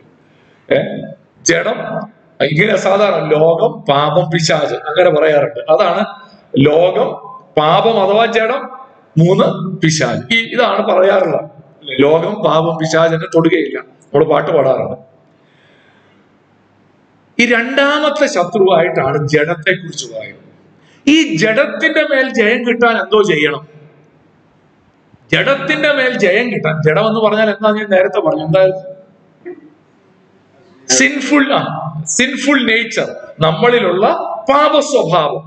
അത് രക്ഷിക്കപ്പെടുന്നതിന് മുമ്പേ നമ്മുടെ ഉള്ളത്തിലുണ്ട്, രക്ഷിക്കപ്പെട്ടു കഴിഞ്ഞ് നമ്മുടെ ഉള്ളത്തിലുണ്ട്. ഈ പ്രകൃതിയും അതിനോട് എതിർത്ത് നിൽക്കുന്ന, ഇവിടെ പറയുന്ന കേട്ടോ, ജഡാഭിലാഷം ആത്മാവിനും ആത്മാഭിലാഷം ജഡത്തിനും വിരോധമായിരിക്കുന്നു. ഈ 2 നേച്ചറുകൾ തമ്മിലുള്ള ഒരു പോരാട്ടമാണ് യഥാർത്ഥത്തിൽ ക്രിസ്തീയ ജീവിതം. നമ്മൾ പലപ്പോഴും ഈ പുറത്തുള്ള പിശാച് നമ്മുടെ പുറത്ത് നിന്നുകൊണ്ട് ആക്ട് ചെയ്യുന്നത് ഇല്ലേ? പക്ഷെ ഈ പിശാചിന്റെ ഒരു ഏജന്റ് നമ്മുടെ ജീവിതത്തിലുണ്ട്. അതാണ് ഈ ജഡം. ഈ ജഡത്തെ നമ്മൾ എന്തുമാത്രം വളർത്തുന്നോ പ്രോത്സാഹിപ്പിക്കുന്നോ അത്രയും കൂടുതൽ സ്വാധീനം പിശാചിന് നമ്മളിൽ ഉണ്ടായിക്കൊണ്ടിരിക്കും. മനസ്സിലായോ? നമ്മുടെ ജഡം എന്തുമാത്രം, നമ്മളിലെ പാപ സ്വഭാവത്തെ നമ്മൾ എന്തുമാത്രം വളർത്തിയെടുക്കുന്നോ അത്രമാത്രം പിശാചിന് നമ്മളിൽ സ്വാധീനം ഉണ്ടാകും. എന്നാൽ ഒരു ദൈവവൈതലിന്റെ ക്രിസ്തീയ ജീവിതം ഭയങ്കര പോരാട്ടമാണെന്ന് പറഞ്ഞാൽ അതിന്റെ അർത്ഥം ഇത്രയേ ഉള്ളൂ. നമ്മുടെ ജഡം പാപം ചെയ്യാൻ നമ്മളെ പ്രേരിപ്പിച്ചുകൊണ്ടിരിക്കുമ്പോൾ, പാപത്തിന്റെ സുഖത്തിന്റെ ഭോഗസുഖങ്ങളുടെ വഴികളിലൂടെ പോകാൻ, ലൗകിക സുഖങ്ങളുടെ വഴികളിലൂടെ പോകാൻ പിശാച് നമ്മെ പ്രേരിപ്പിച്ചുകൊണ്ടിരിക്കുമ്പോൾ, ദൈവത്തിന്റെ പരിശുദ്ധാത്മാവ് അതിൽ നിന്നും മാറി നടക്കാൻ, നീയോ ദൈവത്തിന്റെ മനുഷ്യനായുള്ളവേ അത് വിട്ടോടൂ എന്ന് ദൈവാത്മാവ് നമ്മോട് പറയുന്നു. നമ്മുടെ മുമ്പിൽ ഈ ഒരു പോരാട്ടം എപ്പോഴും നടന്നുകൊണ്ടിരിക്കും. പാപത്തിന്റെ തൽക്കാല ഭോഗം വേണോ, അതോ ദൈവാത്മാവിന്റെ കൽപ്പന അനുസരിച്ച് നടക്കണം? ആത്മാവിന്റെ കൽപ്പന അനുസരിച്ച് നടന്നാൽ, എന്നാൽ നിങ്ങൾ ജഡത്തിന്റെ മോഹം നിവർത്തിക്കയില്ല എന്ന് ഞാൻ പറയുന്നു. ഈ പോരാട്ടം ഉണ്ടല്ലോ, ഈ 2 പേരും തമ്മിലുള്ള, ഇത് തന്നെയാണ് രക്ഷിക്കപ്പെട്ടു എന്നുള്ളതിന്റെ ഏറ്റവും നല്ല തെളിവ്. രക്ഷിക്കപ്പെടാത്തവർക്ക് ഇതില്ല കേട്ടോ. അവർക്ക് ഇങ്ങനെ ഒരു പോരാട്ടമേ ഇല്ല. കാരണം അവരിൽ ഏത് പ്രമാണം ഇല്ല? ആത്മാവിന്റെ പ്രമാണം ഇല്ല. അവനോട് പരിശുദ്ധാത്മാവ് വഴി ഇതാകുന്നു, ഇതിലേ നടന്നുകൊള്ളുവിനെന്ന് പറയില്ല. അവനൊരു പക്ഷേ ഒരു മനസാക്ഷി ഉണ്ടായേക്കാം, അവനൊരു മോറൽ സ്റ്റാൻഡേർഡ് ഉണ്ടായേക്കാം, പക്ഷെ അത് ആത്മാവിന് പകരമല്ല. പറയാം, വരുന്നുണ്ട്. കറക്റ്റ് ചോദ്യമായിരുന്നു. ആത്മാവിനെ അനുസരിച്ച് നടക്കുമ്പോൾ നാം എന്ത് ചെയ്യില്ല? ജഡത്തിന്റെ മോഹം. കാരണം ഇത് നമ്മൾ പറയില്ല, ഒന്നുകിൽ ഇടത്തോട്ട് അല്ലെങ്കിൽ വലത്തോട്ട്, ഇതിന്റെ ഇടയിൽ കൂടി ഒരു വഴിയില്ല. അബ്രഹാം ലോത്തിനോട് പറഞ്ഞ പോലെ, നീ വടക്കോട്ടെങ്കിൽ ഞാൻ തെക്കോട്ട്. ഇതിന്റെ ചിലരങ്ങനല്ല, തെക്ക് വടക്കാ ചിലർ കിടക്കുന്നത് അല്ലേ? അങ്ങനെ ഒരു വഴിയില്ല കേട്ടോ ക്രിസ്ത്യ ജീവിതത്തിൽ. രണ്ടും കൂടി അനുസരിച്ച് ഒരിക്കലും ജീവിക്കാൻ പറ്റില്ല. ഒന്നുകിൽ ആത്മാവിനെ അനുസരിച്ച്, അല്ലെങ്കിൽ ജഡത്തെ അനുസരിച്ച്. നാം ആത്മാവിനോട് യെസ് എന്ന് പറയുമ്പോൾ പാപകരമായ വഴികളിൽ നിന്ന് നമ്മൾ അകലുവാനായിട്ട് ഇടയായിത്തീരും. അതുകൊണ്ട് ഇവിടെ പറയുന്നൊരു കാര്യം ഇത്രയേ ഉള്ളൂ. നാം ആത്മാവിനെ അനുസരിച്ച് നടക്കുക എന്ന് പറഞ്ഞാൽ പാപത്തിന്റെ മേൽ നമുക്കൊരു ജയം കിട്ടും. 1 പത്രോസ് 2:11 പറയുന്നൊരു വാക്ക്, ആത്മാവിനോട് പോരാടുന്ന ജഡമോഹങ്ങളെ. ആത്മാവിനോട് പോരാടുന്ന എന്താ? നമ്മൾ വിചാരിക്കരുത് പിശാചും അവന്റെ ദൂതന്മാരും ഒക്കെ വന്ന്, അവര് പുറത്തു നിന്നാണ്. പക്ഷെ നമ്മുടെ അകത്ത് തന്നെ അവന്റെ ഒരു ഏജന്റ് ഉണ്ട്. ഏതാണ് ആ ഏജന്റ്? ജഡം, പാപ സ്വഭാവം എന്ന് നമുക്ക് അവിടെ കാണുവാനായിട്ട് കഴിയും. രണ്ടാമത് നമുക്ക് ജയമുള്ളത് ന്യായപ്രമാണത്തോടുള്ള ബന്ധത്തിലാണ്. ഇവിടെ ഈ ന്യായപ്രമാണത്തെ തോൽപ്പിക്കേണ്ട ഒരു ആവശ്യമില്ല. കാരണം ന്യായപ്രമാണം നമ്മളെ തോൽപ്പിക്കാൻ ശ്രമിക്കുകയല്ല, പക്ഷേ ന്യായപ്രമാണം നമ്മെ എപ്പോഴും അടിമയാക്കാൻ ശ്രമിക്കും. നമ്മുടെ സ്വാതന്ത്ര്യത്തെ അടിമനുഖത്തിന് കീഴിൽ, ഇല്ലേ? 5:1 നമ്മൾ വായിച്ചെന്താ? സ്വാതന്ത്ര്യത്തിനായി നിങ്ങൾ വിളിക്കപ്പെട്ടിരിക്കുന്നു. ഗലാത്യർ 5:1 തന്നെ. ആകെ അടിമനുഖത്തിൽ പിന്നെയും ഈ ന്യായപ്രമാണത്തിൽ എപ്പോഴും ഒരു സ്വഭാവമുണ്ട്, അടിമയാക്കുക ആളുകളെ. ഈ അടിമത്വത്തിൽ നിന്നുള്ള സ്വാതന്ത്ര്യമാണ്. അതെങ്ങനെ ആ സ്വാതന്ത്ര്യം കിട്ടുന്നത്? ഈ 2 സെന്റൻസിലൂടെ അതിന്റെ ഉത്തരം വ്യക്തമാണ്. ന്യായപ്രമാണം നമ്മെ ബാഹ്യമായി മാറ്റും. നമ്മുടെ പെരുമാറ്റം, എന്ത് ചെയ്യണം, എന്ത് ചെയ്യരുത്. പക്ഷേ പരിശുദ്ധാത്മാവ് നമ്മളെ എങ്ങനെ മാറ്റുമെന്നറിയാമോ? ആന്തരികമായി മാറ്റും. വേറൊരു രീതിയിൽ പറഞ്ഞാൽ, യിരെമ്യാ പ്രവചനത്തിൽ നമ്മൾ വായിക്കുന്ന ഒരു കാര്യമുണ്ട്, ഞാൻ നിനക്ക് പുതിയൊരാത്മാവിനെ തരും, എന്റെ ന്യായപ്രമാണം ഞാൻ നിങ്ങളുടെ എവിടാ? ഹൃദയത്തിൽ, അല്ലെ? ഹൃദയങ്ങളിലാക്കും. അഥവാ പരിശുദ്ധാത്മാവ് നമ്മുടെ മേൽ വന്നു കഴിയുമ്പോൾ ഈ അക്ഷരമായി കൊത്തിവെച്ചിരിക്കുന്ന ബാഹ്യമായ പ്രമാണങ്ങൾ ഞാൻ ചെയ്യാൻ പരിശ്രമിക്കേണ്ട ആവശ്യമില്ല. ഞാൻ ആത്മാവിനെ അനുസരിച്ച് നടക്കുമ്പോൾ അതെന്റെ ഉള്ളിൽ നിന്ന് സ്വാഭാവികമായി പുറത്തേക്ക് വരും. നമ്മൾ ആരെങ്കിലും നാരങ്ങ പിഴിയാൻ എടുക്കുമ്പോ, ദൈവമേ ഇതിൽ നിന്ന് ആപ്പിൾ ജ്യൂസ് വരുമോ എന്ന് പേടിക്കാറുണ്ടോ? ഉണ്ടോ? ഇല്ല. നാരങ്ങ പിഴിഞ്ഞാൽ നാരങ്ങ നീരേ വരൂ, ഓറഞ്ച് പിഴിഞ്ഞാൽ ഓറഞ്ചിന്റെ നീരേ വരൂ എന്നതുപോലെ അകത്ത് പരിശുദ്ധാത്മാവിനാൽ മാറ്റം വരുമ്പോൾ അതനുസരിച്ചുള്ള ബാഹ്യമായ മാറ്റങ്ങളും നമ്മിൽ വരുവാനായിട്ട് ഇടയായിത്തീരും. അതുകൊണ്ടാണ് ഗലാത്യർ 5:18 പറയുന്നത്, ആത്മാവിനെ അനുസരിച്ച് നടക്കുന്നു എങ്കിൽ നിങ്ങൾ പിന്നെ ന്യായപ്രമാണത്തിന് കീഴുള്ളവരല്ല. നിങ്ങൾ ന്യായപ്രമാണത്തിന്റെ നുഖത്തിന്റെ കീഴിലല്ല. പിന്നെ നിങ്ങൾ ഓരോ കാര്യം ചെയ്യുന്നതിന് മുമ്പ് യഹൂദന്റെ പ്രമാണം എടുത്ത് പരിശോധിക്കേണ്ട കാര്യമില്ല. എന്ത് ചെയ്തു കഴിഞ്ഞു? ദൈവം തന്നെ അവിടെ പ്രവർത്തിച്ചു കഴിഞ്ഞു എന്നുള്ളത് നമുക്ക് കാണുവാനായിട്ട് കഴിയും. 2, അപ്പോ ആത്മാവിനെ അനുസരിച്ച് നടന്നാൽ നിങ്ങൾക്കൊരു ജയമുണ്ട്. എന്നാൽ ജഡത്തെ അനുസരിച്ചാണ് നടക്കുന്നതെങ്കിലോ? 2 അവിടെ പറയുന്നത്, ജഡത്തെ അനുസരിച്ച് നടന്നാൽ ജഡത്തിന്റെ പ്രവർത്തികൾ വെളിപ്പെട്ടു വരും. 19 മുതൽ 21 വരെയുള്ള വാക്യങ്ങളിൽ നമ്മളത് വായിക്കുന്നുണ്ട്. ജഡത്തിന്റെ പ്രവൃത്തികളോ, നമുക്കെല്ലാം അറിയാവുന്ന വാക്യം അല്ലേ? ദുർനടപ്പ്, അശുദ്ധി, ദുഷ്കാമം, വിഗ്രഹാരാധന, ആഭിചാരം, പക, പിണക്കം, ജാരശങ്ക, ക്രോധം, ശാഠ്യം, ദ്വന്ദ്വപക്ഷം, ഭിന്നത, അസൂയ, മദ്യപാനം, വെറിക്കൂത്ത് മുതലായവ എന്ന് വെളിവാകുന്നു. ഈ വക പ്രവർത്തിക്കുന്നവർ ദൈവരാജ്യം അവകാശമാക്കിയില്ല എന്ന് ഞാൻ മുമ്പേ പറഞ്ഞതുപോലെ ഇപ്പോഴും നിങ്ങളോട് മുമ്പ് കൂട്ടി പറയുന്നു. നിങ്ങളെല്ലാം ശ്രദ്ധിച്ചിട്ടുള്ള ഒരു കാര്യമായിരിക്കും ഇവിടെ. ഇത് കഴിഞ്ഞു വരുന്ന എന്താ? തൊട്ടടുത്ത വാക്യം എന്നാ? ആത്മാവിന്റെ ഫലമോ. ഇവിടെ ജഡത്തിന്റെ ഫലമോ എന്നല്ല പറഞ്ഞത്. ഇവിടെ എന്താ പറഞ്ഞത്? ജഡത്തിന്റെ പ്രവർത്തികളോ. ആത്മാവിന്റെ ഫലം, ജഡത്തിന്റെ പ്രവർത്തി. എന്താ ഇത് തമ്മിലുള്ള വ്യത്യാസം? പ്രവർത്തിക്ക് എപ്പോഴും നമ്മുടേതായ ഒരു എഫേർട്ട് വേണം, അല്ലേ? പക്ഷെ ആ ഫലം എന്ന് പറയുമ്പോൾ നമ്മുടെ എഫേർട്ട് ഒന്നും അതിനകത്ത് വേണ്ട. ആന്തരികമായി പരിശുദ്ധാത്മാവിനെ അനുസരിച്ച് നടന്നാൽ മാത്രം മതി. നമ്മളിൽ നിന്ന് എന്ത് വന്നോളും? സ്വാഭാവികമായും നാരങ്ങാനീര് വന്നോളും, ഓറഞ്ച് ജ്യൂസ് വന്നോളും, ആപ്പിൾ ജ്യൂസ് വന്നോളും. കാര്യം എന്നാ? അത് ഫലമാണ്. നിങ്ങൾ ഏതെങ്കിലും മാവ് നിന്ന് വിഷമിക്കുന്ന കണ്ടിട്ടുണ്ടോ? ഇല്ല, സ്വാഭാവികമായിട്ടത് വരിക, അല്ലേ? ഇത് ജഡത്തിന്റെ പ്രവർത്തികളാണ്. ഇവിടെ 4 കാറ്റഗറി ആയിട്ട് നമുക്ക് ഈ പാപത്തെ കാണാനായിട്ട് കഴിയും. 4 കാറ്റഗറീസ് ഓഫ് സിൻസ്. ഏതൊക്കെയാ? ഒന്ന്, മോറൽ സിൻസ്, ദുർനടപ്പ്, അശുദ്ധി, ദുഷ്കാമം. രണ്ടാമത്തെ കാറ്റഗറി എന്ന് പറയുന്നത് മതപരമാണ്, വിഗ്രഹാരാധന, ആഭിചാരം. മൂന്നാമത്തെ കാറ്റഗറി എന്ന് പറയുന്നത് സാമൂഹികമാണ്. ഏതൊക്കെയാ? പക, പിണക്കം, ജാരശങ്ക, ക്രോധം, ശാഠ്യം, ദ്വന്ദ്വപക്ഷം, ഭിന്നത, അസൂയ. ഇതെല്ലാം നമ്മൾ മറ്റുള്ള വ്യക്തികളോടുണ്ടാകുന്നതാണ്, അല്ലേ? അവസാനത്തേത് പേഴ്സണലാണ്, അല്ലേ? വ്യക്തിപരമായി മദ്യപാനം, വെറിക്കൂത്ത് മുതലായവ. ഒരാൾ പറഞ്ഞു 5 കാറ്റഗറി ഉണ്ട്. ഏതാ 5ാമത്തെ കാറ്റഗറി? മുതലായവ. അങ്ങനെ ഒരാള് എഴുതി വെച്ചിരിക്കുന്നത് വായിക്കാനായിട്ടിടയായി തീർന്നു. അപ്പോ 4 കാറ്റഗറി ആയിട്ട് ഈ പാപത്തെ നമുക്ക് തിരിക്കാനായിട്ട് കഴിയും. ഞാൻ അവിടെ അധിക സമയം ചെലവാക്കുന്നില്ല കേട്ടോ, നമ്മുടെ സമയം അങ്ങ് മുന്നോട്ട് പോയത് കൊണ്ട്.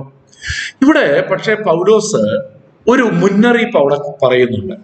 ഈ വക പ്രവർത്തിക്കുന്നവർ ദൈവരാജ്യം അവകാശമാക്കുകയില്ല എന്ന് ഞാൻ മുൻപേ പറഞ്ഞതുപോലെ. ഇതെപ്പോഴാ പൗലോസ് മുമ്പ് പറഞ്ഞത്? ഗലാത്യർക്ക് എഴുതിയ 1-ാം ലേഖനത്തിലാണ്. അല്ല, ഇത് ഒരു ലേഖനമേ ഉള്ളൂ, അല്ലേ? ഇവിടെ പൗലോസ് ഉദ്ദേശിക്കുന്നത് പൗലോസ് ഗലാത്യയിലായിരുന്നപ്പോ പറഞ്ഞ കാര്യം കേട്ടോ. പൗലോസ് ഗലാത്യയിലായിരുന്നപ്പോ അവരോട് ഈ കാര്യം പറഞ്ഞിട്ടുണ്ട്. 1 കൊരിന്ത്യർ ലേഖനം 6-ാം അധ്യായം 9-10 വാക്യങ്ങൾ വായിക്കുമ്പോൾ ഇതേ കാര്യം ആവർത്തിക്കപ്പെടുക. ഈ വാക്യത്തിന് ഇന്ന് കേരളത്തിൽ ഒരു പ്രസക്തിയുണ്ട്. എന്താ പ്രസക്തി എന്നറിയാമോ? ഈ വാക്യം ഇന്ന് പത്തനംതിട്ട ജില്ലയില് ഒരു വീടിന്റെ ഭിത്തിയിൽ എഴുതി വെച്ചിരുന്നതിൽ ആ വിഗ്രഹാരാധികൾ എന്നുള്ള വാക്ക് മാത്രം മാറ്റി കളഞ്ഞിട്ടുണ്ട്. ഒരാള് സ്പ്രേ പെയിന്റ് കൊണ്ടുവന്ന് ഇത് ഒരു പ്രശ്നമായി, ഒരു സോഷ്യൽ ഇഷ്യൂ ആയിട്ട് കണക്കാക്കി മാറ്റി കളഞ്ഞിട്ടുണ്ട്. അതാണ് ഇന്നത്തെ പ്രസക്തി വാക്യം. പക്ഷെ ഒരു കാര്യമുണ്ട്, ഈ വക പ്രവർത്തിക്കുന്നവർ ദൈവരാജ്യം അവകാശമാക്കുകയില്ല എന്നവിടെ പറയാം. അതിന്റെ അർത്ഥം എന്താ? നമ്മുടെ ജീവിതത്തിൽ ഇതിൽ ഏതെങ്കിലും ഒരു പാപം ഒരിക്കൽ സംഭവിച്ചിട്ടുണ്ടെങ്കിൽ നമ്മൾ ഒരിക്കലും സ്വർഗത്തിൽ പോകില്ല എന്നാണ് അതിന്റെ അർത്ഥം. ഈ വാക്യത്തിന്റെ അർത്ഥം ഒക്കേഷണൽ ഫെയിലിയർ അല്ല, ഹാബിച്വൽ ലൈഫ് സ്റ്റൈലിനെ കുറിച്ചാണ്. വൺസ് ഇൻ എ വൈൽ നിങ്ങൾ ഇതിൽ ഏതെങ്കിലും ഒരു പാപത്തിൽ വീണുപോയെന്ന് കരുതി നിങ്ങളെ ദൈവം സ്വർഗത്തിൽ കയറ്റില്ല എന്നല്ല ഈ വാക്യത്തിന്റെ അർത്ഥം. അനേകം ആളുകളും അങ്ങനൊരു എന്താ പറയണേ, ഭയത്തിൽ, ആശങ്കയിൽ ജീവിക്കുന്നവരുണ്ട്. 100% വിശുദ്ധന്മാരെ മാത്രം ദൈവം സ്വർഗത്തിൽ കയറ്റുമെന്നൊക്കെ ഒരു പഠിപ്പിക്കൽ ചിലർക്കുണ്ട്.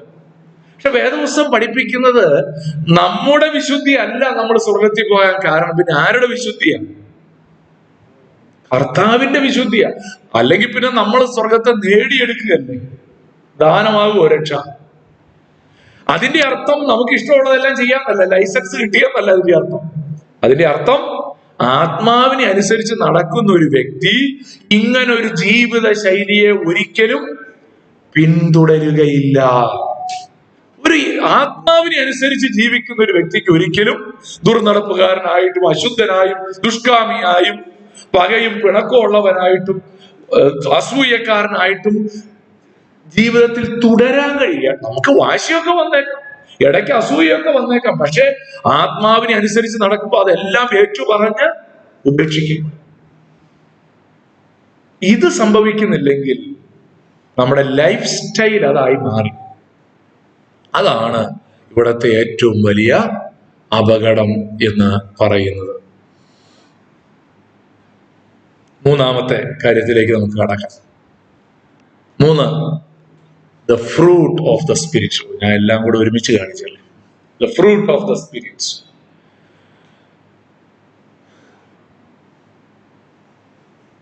ആദ്യത്തെ കാര്യം, ഞാന് ആത്മാവിന്റെ ഫലമോ നമുക്ക് എല്ലാവർക്കും അറിയാവുന്ന ഒരു വാക്യം അല്ലെ, കൊച്ചു കുട്ടികൾക്ക് വരെ അറിയാവുന്ന വാക്യം അല്ലേ എല്ലാം. ആത്മാവിന്റെ ഫലമോ സ്നേഹം, സന്തോഷം, സമാധാനം, ദീർഘക്ഷമ, ദയ, പരോപകാരം, വിശ്വസ്തത, സൗമ്യത, ഇന്ദ്രിയ ജയം. ഈ വകയ്ക്ക് വിരോധമായി ഒരു ന്യായ പ്രമാണവും ഇല്ല. നമ്മൾ ജഡത്തിന്റെ പ്രവർത്തികൾ എന്ന് പറഞ്ഞു, ഇവിടെ ആത്മാവിന്റെ ഫലം എന്ന് പറഞ്ഞു. നമ്മളിൽ ഈ ഫലം ഉളവാക്കുന്നത് നമ്മളല്ല, ആത്മാവാണ്. അതുകൊണ്ടാണ് ഇതിനെ ആത്മാവിന്റെ ഫലം എന്ന് പറഞ്ഞത്. ഇവിടെ ശ്രദ്ധിക്കേണ്ട മറ്റൊരു കാര്യം, ഫലങ്ങൾ എന്നല്ല പറഞ്ഞത്, സിംഗുലർ അല്ലേ. അതിനെക്കുറിച്ച് നമ്മൾ മനസ്സിലാക്കേണ്ടത് ക്രിസ്തുവിന്റെ സ്വഭാവം നമ്മളിൽ ഉളവാകുന്നു എന്നുള്ളതാണ്. സിംഗുലർ ആയിട്ട് പറയാൻ കാരണം യൂണിഫൈഡ് ക്രൈസ്റ്റ് ലൈക്ക് ക്യാരക്ടർ ആണ് പരിശുദ്ധാത്മാവ് നമ്മളിൽ ഉളവാക്കുന്നത് എന്നുള്ളതാണ്. ഇനി അവസാനം ഒരു കാര്യം പറഞ്ഞു, ഈ വകയ്ക്ക് വിരോധമായ ഒരു ന്യായപ്രമാണമില്ല. നമ്മുടെ ഇന്ത്യൻ ശിക്ഷാ നിയമം അനുസരിച്ച് സ്നേഹം, സന്തോഷം, സമാധാനം, ദീർഘക്ഷമ, ദയ, പരോപകാരം, വിശ്വസ്തത, സൗമ്യത, ഇന്ദ്രിയ ജയം, ഈ വിഷയങ്ങൾ ഏതെങ്കിലും അഡ്രസ് ചെയ്യപ്പെടുന്ന ഏതെങ്കിലും ക്ലോസുകളുണ്ടോ ഭാരതീയ ന്യായ സംഹിതയിൽ? സ്നേഹിക്കുന്നവരെ കുറിച്ച് ഇന്ത്യൻ ഭരണഘടന പറയുന്നത് ഇതാണ്. എവിടെയെങ്കിലും നിങ്ങൾ കണ്ടിട്ടുണ്ടോ? ഒന്നും പറഞ്ഞിട്ടില്ല. ദീർഘക്ഷമ, ദയ, ഭാരതീയ ന്യായ സംഹിത 128 വകുപ്പ് എന്നും പറഞ്ഞല്ലോ വകുപ്പുണ്ടോ? ഇല്ല. ലംഘനമുള്ളിടത്ത് മാത്രമേ ഈ വകുപ്പുള്ളൂ. ജഡത്തിന്റെ പ്രവർത്തികൾ നമ്മൾ പറഞ്ഞതിനെല്ലാം വകുപ്പുണ്ടാവും. അതായത് ജഡത്തിന്റെ പ്രവർത്തികൾ എവിടെ വന്നാലും അവിടെ എല്ലാം എന്ത് ചെയ്യുന്നുണ്ട്? ഒരു ന്യായ സംഹിത വരുന്നുണ്ട്. കാരണം അതെല്ലാം ഡിസ്ട്രക്റ്റീവ് ആണ്. ജഡത്തിന്റെ പ്രവർത്തികളോ ദുർനടപ്പ്, സമൂഹത്തെ തകർക്കുന്നതല്ലേ. ഒരുവന്റെ അശുദ്ധി, നമ്മൾ വിചാരിക്കും ഒരുവന്റെ അശുദ്ധി, പക്ഷെ ഒരുവന്റെ ഹൃദയത്തിൽ ഉണ്ടാകുന്ന അശുദ്ധി ഒരു സമൂഹത്തെ തന്നെ നശിപ്പിക്കും. ദുഷ്കാമം സൊസൈറ്റിയെ അരാജകത്വത്തിലേക്ക് നയിക്കും. അസൂയ മാത്രം മതിയല്ലോ അല്ലേ? ഇതിനെ വലിയ വലിയ കാര്യങ്ങളൊക്കെ പറയുന്നത്. ഒരുവന്റെ ഉള്ളിലുണ്ടാകുന്ന അസൂയ മാത്രം മതി കൊലപാതകം വരെ ചെയ്യാൻ. വകുപ്പ് വേണ്ടേ? പക്ഷേ ആത്മാവിന്റെ ഫലത്തിന് ഒന്നിനും ഒരു വകുപ്പുമില്ല. കാരണം ദേ ആർ നോട്ട് ഡിസ്ട്രക്റ്റീവ് എന്നുള്ളതാണ്. 4ാമത്തെ കാര്യം കൂടെ പറഞ്ഞാൽ നമ്മുടെ ഇന്നത്തെ ക്ലാസ് നമുക്ക് കൺക്ലൂഡ് ചെയ്യാം. 4, ദ പ്രൊവിഷൻ ഫോർ വിക്ടറി. ജയിക്കാനുള്ള വക. ദ പ്രൊവിഷൻ ഫോർ വിക്ടറി, ജയിക്കാനുള്ള വക അവിടെ പറയുന്നുണ്ട്. എന്താ ജയിക്കാനുള്ള വക? 24, 25, 26 വാക്യങ്ങൾ. ക്രിസ്തുവേശുവിനുള്ളവർ ജഡത്തെ അതിന്റെ രാഗമോഹങ്ങളോടുകൂടെ ക്രൂശിച്ചിരിക്കുന്നു. എപ്പോഴാ നമ്മൾ ക്രൂശിച്ചത്?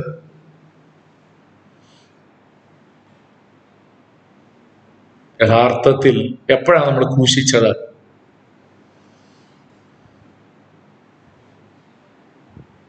നമുക്കത് അനുഭവവേദ്യമായി തീർന്നത് നമ്മൾ രക്ഷിക്കപ്പെട്ടപ്പോഴാണ്. പക്ഷെ യഥാർത്ഥത്തിൽ യേശുക്രിസ്തു ക്രൂശിൽ മരിച്ചപ്പോൾ തന്നെ നമ്മൾ അവനോടുകൂടെ ക്രൂശിക്കപ്പെട്ട് കഴിയും. ഗലാത്യർ 2:20 നമ്മൾ വായിക്കുന്ന എന്താ? എല്ലാം കാണാതെ അറിയാവുന്ന വാക്യമാണല്ലോ. ഞാൻ ക്രിസ്തുവിനോടുകൂടെ ക്രൂശിക്കപ്പെട്ടിരിക്കുന്നു, ഇനി ജീവിക്കുന്ന ഞാനല്ല, ക്രിസ്തു അത്ര എന്നിൽ ജീവിക്കുന്നു. ഇപ്പോൾ ഞാൻ ജഡത്തിൽ ജീവിക്കുന്നതോ എന്നെ സ്നേഹിച്ച് എനിക്ക് വേണ്ടി തന്നെത്താൻ ഏൽപ്പിച്ചു കൊടുത്ത ദൈവപുത്രനിലുള്ള വിശ്വാസത്താൽ അത്രേ ജീവിക്കുന്നു. അപ്പോൾ നാം ക്രിസ്തുവിൽ ആശ്രയിച്ച ആ നിമിഷം നമ്മൾ എന്ത് ചെയ്തു? നമ്മുടെ ജഡത്തെ ക്രൂശിക്കപ്പെട്ട് കഴിഞ്ഞു. റോമാലേഖനം 6-ാം അധ്യായത്തില് നമ്മൾ ഇതുപോലെ ക്രൂശിക്കപ്പെട്ടതിനെ കുറിച്ച് പറയും. പക്ഷെ അവിടെ പറയുന്നത് എപ്പോഴും ക്രിസ്തു ക്രൂശിൽ മരിച്ചപ്പോൾ നാമും അവനോടുകൂടെ ക്രൂശിക്കപ്പെട്ടു എന്നാണ്. ഇവിടെ വരുമ്പോ നമ്മൾ രക്ഷിക്കപ്പെട്ട നിമിഷമാണ് നമ്മള്, അതായത് ഇവിടെ നമ്മുടെ ജഡമാണ് ക്രൂശിക്കപ്പെട്ടത്, അവിടെ നമ്മൾ തന്നെയാണ് ക്രൂശിക്കുക. കാരണം ക്രിസ്തു ക്രൂശിൽ മരിച്ചപ്പോൾ നമ്മളും ക്രിസ്തുവിനോടും കൂടെ മരിച്ചു, അടക്കപ്പെട്ടു. അതായത് ക്രിസ്തു ആരുടെ ശിക്ഷ ഏറ്റെടുത്തത്? എന്റെ ശിക്ഷയല്ലേ. അപ്പൊ ഞാനാണ് അവിടെ ശിക്ഷ അനുഭവിച്ചത്. പക്ഷെ എനിക്ക് പകരം അത് ആരനുഭവിച്ചതേ ഉള്ളൂ. അതായത് ക്രിസ്തുവിൽ ഞാൻ ഉണ്ടായിരുന്നു. തിയോളജിയാണ്. We need to continually crucify the flesh by choosing to yield to the spirit. ഓരോ പ്രാവശ്യവും നാം ആത്മാവിനെ അനുസരിക്കുമ്പോൾ നാം ചെയ്യുന്നത് എന്താണെന്നറിയാമോ? ഓരോ പ്രാവശ്യവും ക്രൂശിക്കുവാനായിട്ട് നമ്മെ തന്നെ ഏൽപ്പിച്ചു കൊടുക്കുകയാണ്. നമ്മുടെ മുമ്പിൽ ഒരേ സമയം ജഡവും അതേ സമയം ആത്മാവും നമുക്ക് കമാൻഡ് തരികയാണ്. ജഡം പറയുന്നു, എടാ ആരും അറിയില്ല, ധൈര്യമായിട്ട് ചെയ്തു, ഇതൊക്കെ എല്ലാവരും ചെയ്യുന്നതാണ്. ആത്മാവ് പറയും, മോനെ അരുത്, you are A child of God. നമ്മൾ ഇതിൽ ആരെ അനുസരിക്കും? When we obey the Holy Spirit, we are crucifying our flesh. ആത്മാവിനെ അനുസരിച്ച് നടക്കുമ്പോൾ നാം ജഡത്തെ ക്രൂശിക്കുകയാണ്. നിങ്ങൾ ഈ വാക്യത്തിൽ ഒരു കാര്യം ശ്രദ്ധിച്ചായിരുന്നു? ക്രിസ്തുവേശുവിനുള്ളവർ ജഡത്തെ അതിന്റെ രാഗമോഹങ്ങളോടുകൂടെ ക്രൂശിച്ചിരിക്കുന്നു. 25-ാം വാക്യത്തിൽ ആത്മാവിനാൽ നാം ജീവിക്കുന്നു എങ്കിൽ ആത്മാവിനെ അനുസരിച്ച് നടക്കുകയും ചെയ്യുക. 2 വാക്ക്, ജീവിക്കുക, നടക്കുക. ഈ രണ്ട് വാക്കുകൾ തമ്മിൽ ഒരു വലിയ ബന്ധമുണ്ട്. ജീവിക്കുക എന്ന് പറഞ്ഞാൽ നമ്മെ ജീവിപ്പിച്ചത് പരിശുദ്ധാത്മാവാണ്. അഥവാ നമ്മുടെ ജീവന്റെ ഉറവിടം പരിശുദ്ധാത്മാവാണെന്നുള്ള ഒരു സൂചനയാണ് നമുക്ക് അവിടെ കിട്ടുന്നത്. വാക്കിംഗ് എന്ന് പറഞ്ഞാൽ അതിന്റെ അർത്ഥം എന്താ? നടക്കുകയും ചെയ്യുക എന്ന് പറഞ്ഞാൽ ഇന്ന് എന്റെ ഓരോ സ്റ്റെപ്പിലും ഞാൻ എങ്ങനെ നടക്കണം എന്നുള്ളത്, നമ്മുടെ സ്മൂത്ത് റണ്ണിങ് എങ്ങനെ ആയിരിക്കണം എന്നുള്ളത് നമ്മെ പഠിപ്പിക്കുന്ന ആരാണ്? പരിശുദ്ധാത്മാവാണ്. അപ്പൊ നോക്കിയേ, ആത്മാവിനാൽ നമ്മെ ജീവിപ്പിച്ചു, ഇല്ലേ? പരിശുദ്ധാത്മാവാണ് നമുക്ക് വീണ്ടും ജനനം നൽകിയത്. അതേ ആത്മാവിനെ അനുസരിച്ചാണ് നമ്മൾ ഈ പുതിയ സൃഷ്ടിയായി ജീവിക്കേണ്ടത്. അപ്പൊ ക്രിസ്തീയ ജീവിതത്തിന്റെ സ്മൂത്ത് റണ്ണിങ് എന്ന് പറഞ്ഞാൽ എന്താണ്? പരിശുദ്ധാത്മാവിനെ അനുസരിച്ച് ജീവിക്കുക. ഇന്നൊരു ചോദ്യം നമ്മളോടുള്ളത്, ഇന്നത്തെ പഠനത്തിൽ നമ്മളോട് ചോദിക്കേണ്ട ചില ചോദ്യങ്ങൾ, 3 കാര്യങ്ങൾ, 3 ചോദ്യം ഞാൻ ചോദിച്ച് അവസാനിപ്പിക്കുകയാണ്. 1, am I using my freedom to serve or satisfy myself? എനിക്ക് ക്രിസ്തുവിലൂടെ ലഭിച്ച സ്വാതന്ത്ര്യം എന്റെ ജഡത്തിന്റെ ഇച്ഛകളെ തൃപ്തിപ്പെടുത്താനാണോ ഞാൻ ഉപയോഗിക്കുന്നത്, അതോ ജയകരമായ ക്രിസ്തീയ ജീവിതത്തിന് വേണ്ടിയാണോ? 2, പരിശുദ്ധാത്മാവിന്റെ ഫലം നമ്മളിലുണ്ടോ? ഉണ്ടോ? ഫലങ്ങൾ എന്നല്ല കേട്ടോ ചോദ്യം, പരിശുദ്ധാത്മാവിന്റെ ഫലം നമ്മളിൽ വളരുന്നുണ്ടോ? അഥവാ ക്രിസ്തുവിന്റെ സ്വഭാവത്തോട് നാം ഡേ ബൈ ഡേ അനുരൂപരായി മാറുന്നുണ്ടോ? Are we identifying to the Christ like character? ക്രിസ്തുവിന്റെ സ്വഭാവത്തോട് നമ്മൾ ഓരോ ദിവസവും പ്രോഗ്രസ് ചെയ്യുന്നുണ്ടോ?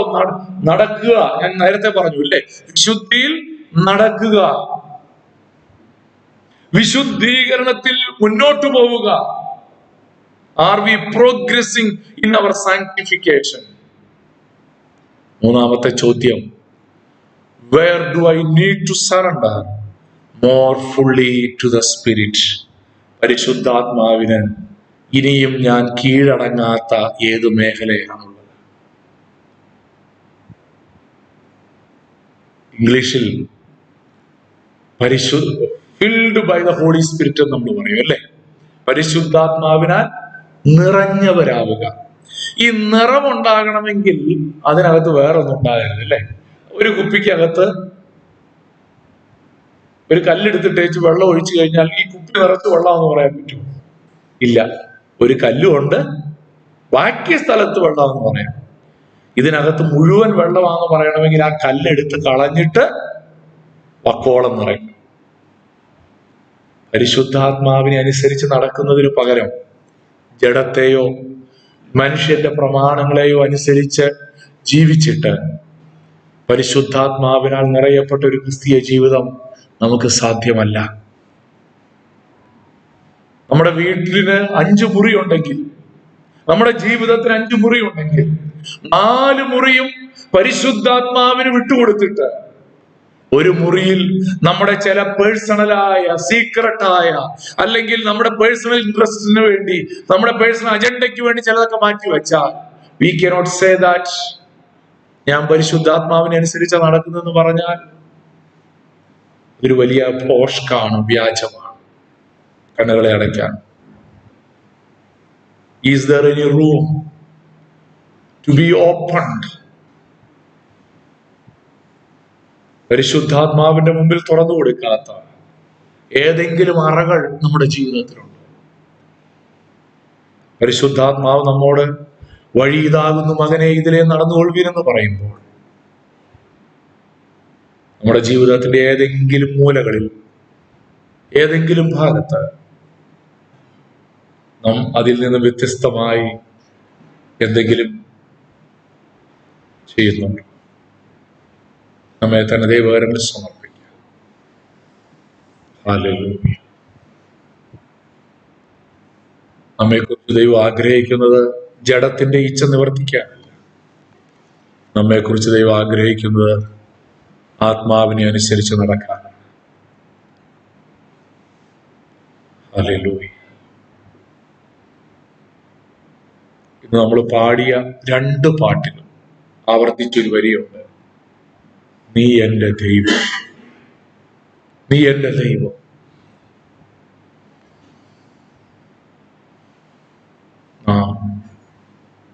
പരിശുദ്ധാത്മാവിനെ നമ്മുടെ ഹൃദയങ്ങളിൽ വിശുദ്ധീകരിച്ചിട്ടുണ്ട്. അതോ പരിശുദ്ധാത്മാവിനെ ദുഃഖിപ്പിക്കുകയാണോ? പരിശുദ്ധാത്മാവിനെ കെടുത്തിക്കളയുകയാണോ? പരിശുദ്ധാത്മാവിനെ അനുസരിക്കാതെ നാം നടക്കുമ്പോൾ, പരിശുദ്ധാത്മാവ് നമ്മോട് വഴി ഇതാകുന്നു എന്ന് പറയുമ്പോൾ, അത് നാം അനുസരിക്കാതെ ഇരുന്നാൽ നാം പരിശുദ്ധാത്മാവിനെ കെടുത്തിക്കളയുകയാണ്. നമ്മെ തന്നെ കർത്താവിന്റെ പാദപീഠത്തിൽ സമർപ്പിക്കുക. ഒരു പുതിയ തീരുമാനം, ഒരു പുതുക്കപ്പെട്ട തീരുമാനം നമുക്ക് എടുക്കാം. ഞാൻ പരിശുദ്ധാത്മാവിനെ അനുസരിച്ച് ജീവിക്കും. അതിനായിട്ട് അങ്ങ് സഹായിക്കണമേ കർത്താവേ എന്ന് പറഞ്ഞ് ദൈവകരങ്ങളിൽ നമ്മെ തന്നെ സമ്പൂർണ്ണമായി സമർപ്പിക്കാം.